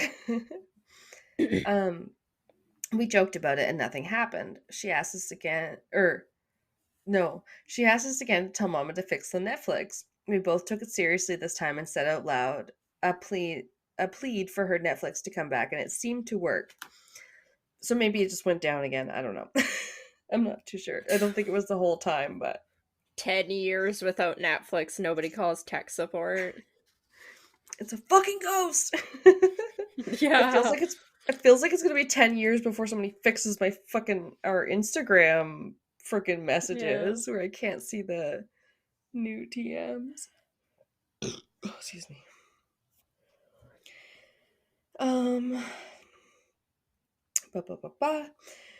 We were surprised it worked, but I brushed it off like I always do. I just can't comprehend how this could be true. But also, how could it not be? This can't all be a coincidence. Well, the other night I received a call from my sister that shook me to my core. She had told her boyfriend, who is a disbeliever, the whole story the night before. The same story we had told our mom a couple of months prior. The next morning when she woke, she was met with her pale boyfriend in a state of total confusion and disbelief. He recounted being awoken in the middle of the night to a little girl standing at the end of the bed. She had a metal cage / bar over her mouth. Oh. So, yeah, I'm not too sure. It just doesn't sound good. He was confused by this, but he was not frightened by the girl. He almost felt bad for her. Yeah, I would. Right? He swore he was awake when this happened, and as a disbeliever couldn't understand what was going on. My sister called our mom and recounted the story to her. Our mother replied, "Oh my God, you guys are Mama. She has been calling for her Mama this whole time." My sister immediately hung up and called me to tell me. We both got full body chills and started crying. It all makes sense. The intense Mama repetitions and calls for attention. What still doesn't make sense is her boyfriend's dream. Why him? Why the cage? Who is Mama truly? Why has she been following us and trying to make contact for the past decade? Just a little girl ghost that wants a mom to look after her, because probably the real mom put a cage on her face like an animal. That was when it got real creepy for me, where I was like, okay. And like there was a couple comments where the first one was like maybe it was a child spirit who finally got sufficient attention for the first time when you guys tried the Ouija board and then just kept contacting you. And this is like, oh, Yeah, that's what I think too. Yeah. But there was another theory presented by another commenter, which reminded me of something I had heard about on other podcasts too. It said, whoa, you've got problems. The only thing that calls itself Mama on the Ouija board is a demon known as Zozo. It sometimes goes as Mama and another name, but the planchette will constantly go back between two letters, the same ones. Look up the demon Zozo. I doubt that it is a kid you are communicating with. Okay. I think I'd heard about that one on And That's Why We Drink. But a quick Googs gave me that Zozo is a fallen angel banished from heaven eons ago by God. He is rumored to have been the demon who possessed... Oh shit. This is hard to read. Possessed Roland Doe when the boy used a Ouija board. Roland Doe. He comes up a lot in the paranormal because he's the exorcist. He got exorcised and they... I don't know if it's the basis for the Exorcist movie or like... it's like... maybe. Yeah, I feel like it's like famous in like exorcism lore, but I can't remember exactly. Yeah. It says, which in turn inspired the modern version of Pazuzu, who comes from the Babylonian culture. Zozo is often said to mimic the voices of the dead, who the user of the Ouija board wishes to talk to. He is a cruel, sadistic demon who likes preying on people's insecurities and fears. He often delights in telling them they will die soon and is often brutally misogynistic. Fun. Just gotta sprinkle that in there. Fucking that cunt's gonna die! No, I don't know. He loves to pretend he's other spirits, oftentimes pretending he is 3 different spirits at once. And then this website also had a list of possible encounters with Zozo,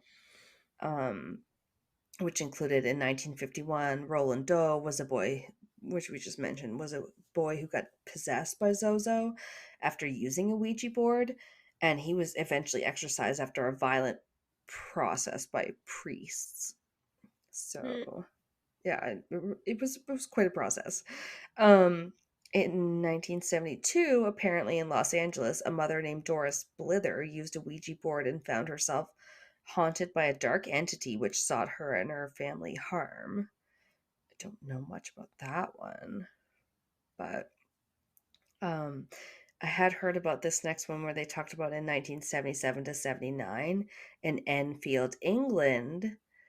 If you ever heard of like the Enfield poltergeist, is like a big one that was pretty known. Oh yeah, I just watched is that the first or the second Conjuring movie? I think they do them. Oh, I can't remember. Yeah, because they definitely... It's mentioned in a lot of those. It's not like the main case. Okay. I think because I don't think I had ever seen... I had seen the first Conjuring movie and I had seen the third one, but I had never seen the middle one. So I recently rewatched the first one and then the second one. And the third one, we talked about the case from the third one at one point. I covered the third one. Right. The devil made me do it. Well, that was pretty crazy. It's like the only time somebody was like, yeah, I'm on the trial for murder, but I was freaking possessed by something. Yeah. So, yeah, it was the first time that defense was used or whatever they said. Yeah.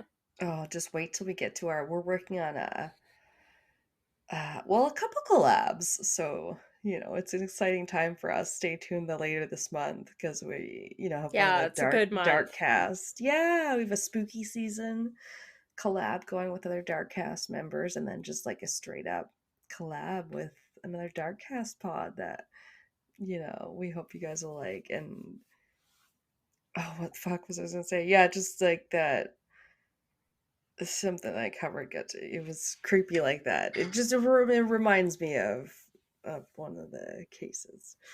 But Yeah. crazy. But yeah, there was a couple more instances where the Zozo demon came up, which I just thought was interesting. On the list, there was 2012, where in Tombstone, Nevada, a small group of soldiers were off duty and decided to mess about with a Ouija board just for fun. Of course they did. Okay. They get It's so a little bored. weird. Yeah. They made contact with an alleged spirit who told them he had died in Tombstone. On the way back, one of the men got possessed and almost killed the others in a car crash before the demon left him and he regained consciousness. Oh, wow. Don't know that story, but it's Yeah. interesting. And finally, in 2019, YouTuber Kyle Godfrey attempted to contact Zozo at 3 a.m. on his Ouija board and made contact with an entity who said it was Zozo. However, Kyle took it further and asked the spirit if there was a specific phone number for Zozo. The entity gave him a number, 417-666-6666, and when the number was called, the lights went out in his room during the phone call, and poltergeist activity followed. And when Kyle ended the call, apparently the lights came back on. So don't look up Zozo on your Ouija board. Just don't do it. Don't try and call demons intentionally for what, YouTube you said? YouTubers. Oh. Ugh. Eye roll. I'll do anything for the clicks, but maybe not get haunted. Yeah. I'm good. Yeah, I'm gonna stay away from Ouija boards, thanks. Yeah, man. Yeah. I don't know. They're just boards. People have made them out of pizza boxes and used shot glasses as planchettes, but it's the entity. I've heard that literally.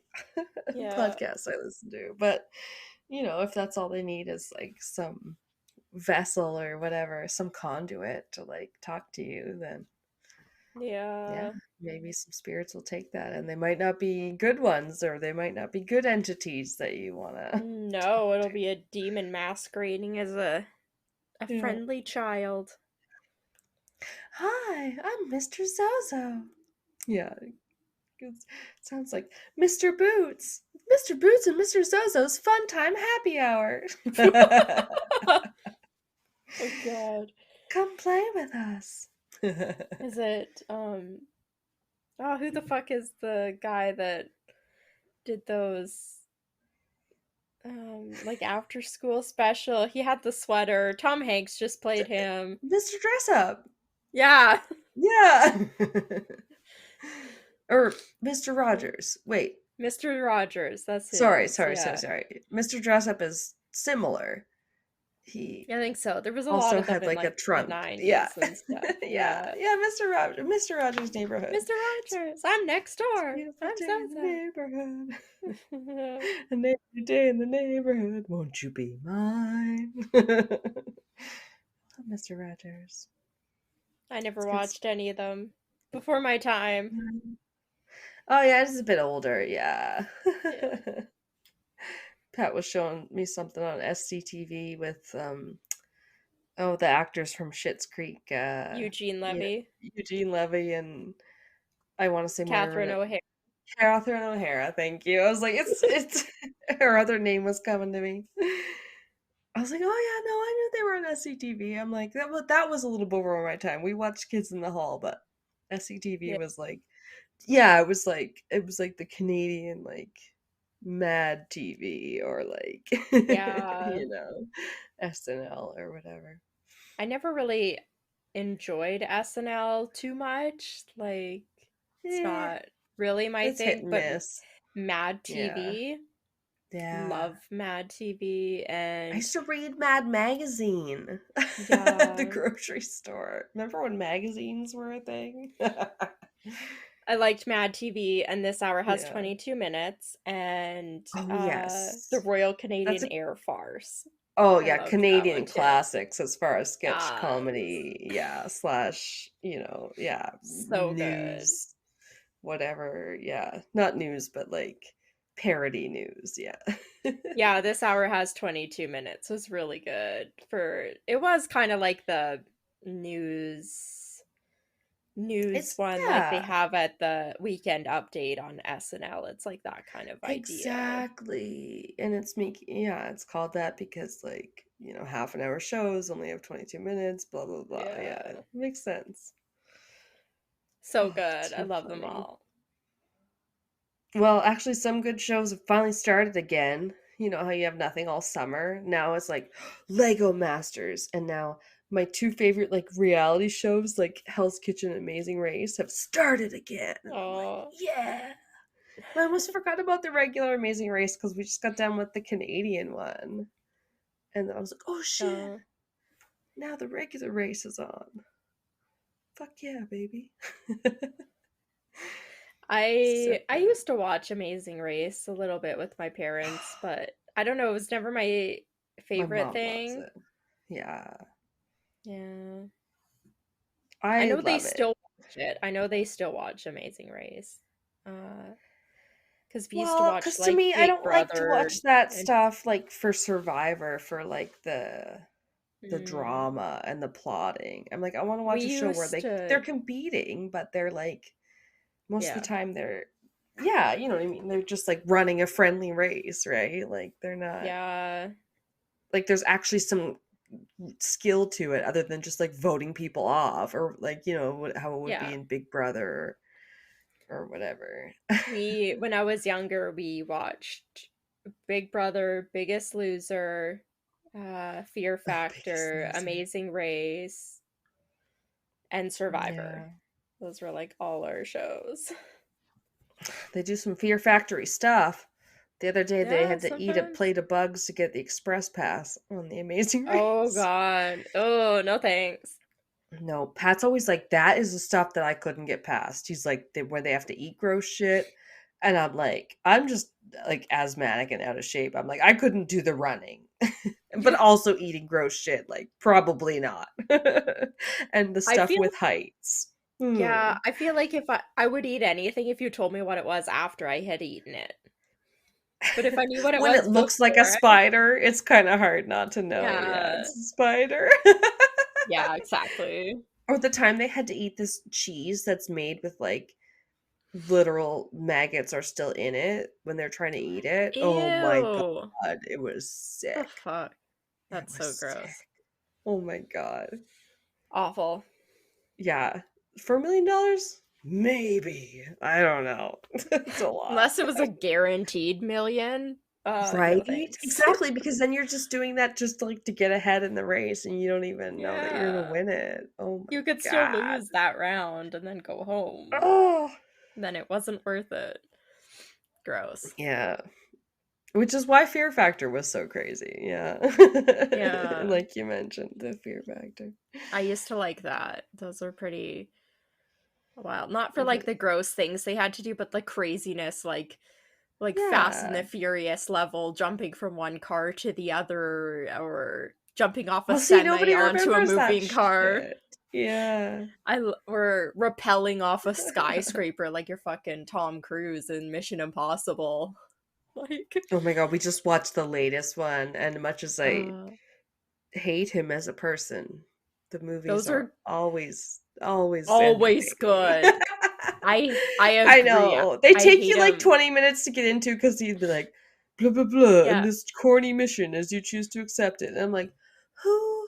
I don't remember any of these people. Like, the whole Yeah. movies are just Where's fucking Simon action. Pegg? Show me Simon Pegg. He was there. Yeah. But the whole latest movie, red.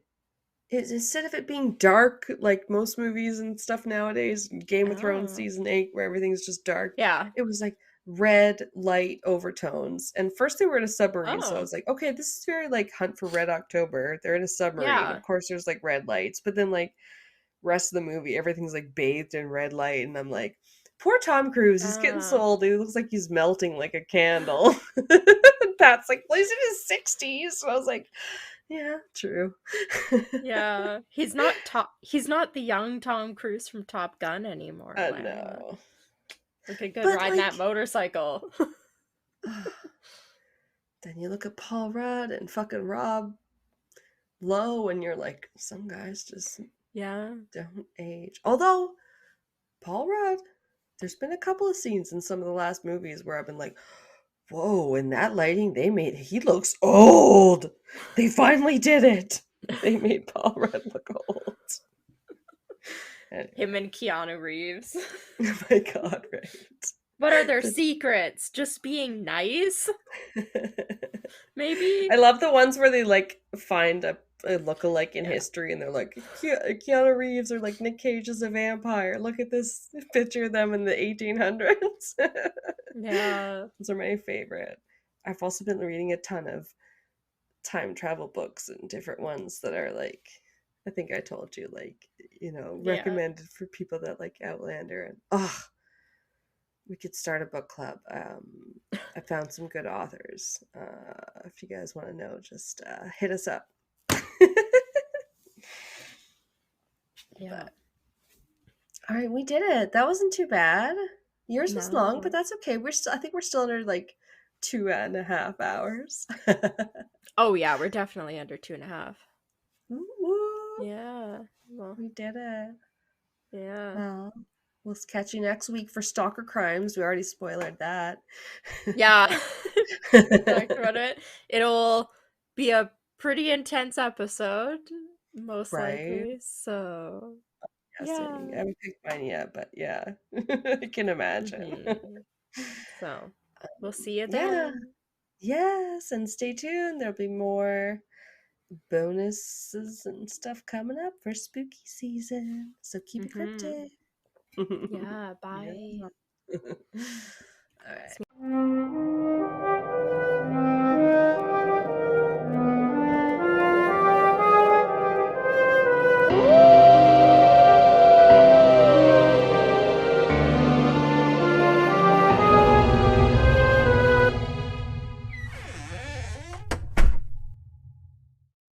Yeah, it was different. Gordo, what are you doing? Gordo, get back in your basket. Have another nap. You're so good when you have a nap. You're so calm and quiet. My dog gave me the doings today. Before I bought him the treats, because we had to refill him on his like little bones and stuff, his little doggy treats and whatnot. And then he was like, "Oh," and he's like throwing his treat toy around, like, put toys in it. Uh-oh. Oh my god, buddy. Hey. He's being Little booted. Fucker. Just curl up in your basket. He's trying to rip all the stuff I have stuck to the wall down. Why is he so far up there? What is he on? Nothing. Like, it's only like this high, so he can stretch up and like go way past it. But he just went like this and was like, I'm gonna rip everything down in one swoop. Dude. Just sit in your basket. Don't interrupt me. It's your timeout basket. Just have a nap, please. Okay, it's back in the basket. Go to sleep. Jesus. You might have to bring out the full name. No. Gordon something Anderson. That was so funny. I was like, why is this dog named Gordon? Really? Literally never happens. Yeah. It's not even that common of a name. No, not at all. Oh yeah, if we're leaving this in, that's because I was watching Friday the 13th last night on Friday the 13th, and they had a dog named Gordon, and I was like, Kelsey. Yeah. She's literally yelling after this dog, like, Gordon! Right? It's amusing. Perfect. Yeah. I definitely have to full name him. I'll give him a middle name. I'll have to look up whatever. Well, because is it Lightfoot? No, Gordon Downey. That's who he's after. Oh god, yeah, I literally get those ones mixed up so often that I've said Lightfoot more times than I care to admit. I mean, he's named after Gordon Downey, so whatever Gordon Downey's middle name is, that's Gordo's I guess technically his full name. So there you go. There you go. Sure. I'll look up his Wikipedia after, and then when Gordo's being bad, I can full name him. This has been Castles and Cryptids. You can listen to our podcast on Spotify, Apple Podcast, Google Podcast, Anchor, Breaker, Pocket Cast, and our YouTube channel. Please rate, review, and subscribe wherever you listen. Follow us on Instagram, Facebook, and Reddit. On our website, you can listen to all of our episodes as well as view pictures for each of our segments. Check out our Patreon page to view all of our tiers and become a Patreon supporter today to unlock monthly bonus episodes and behind-the-scenes content. We are working on an Ask Us Anything. You can submit questions by social media or by email at castlesandcryptids@gmail.com. Do you have a spooky ghost story, a creepy cryptid sighting, or a thrilling true crime tale you would like to share and have us include in a future episode? Send us your listener story by social media or by email. Please include the name that you would like mentioned. Our music is by Kobe Fair. Our logo and artwork is by Antonio Garcia. Thanks for listening.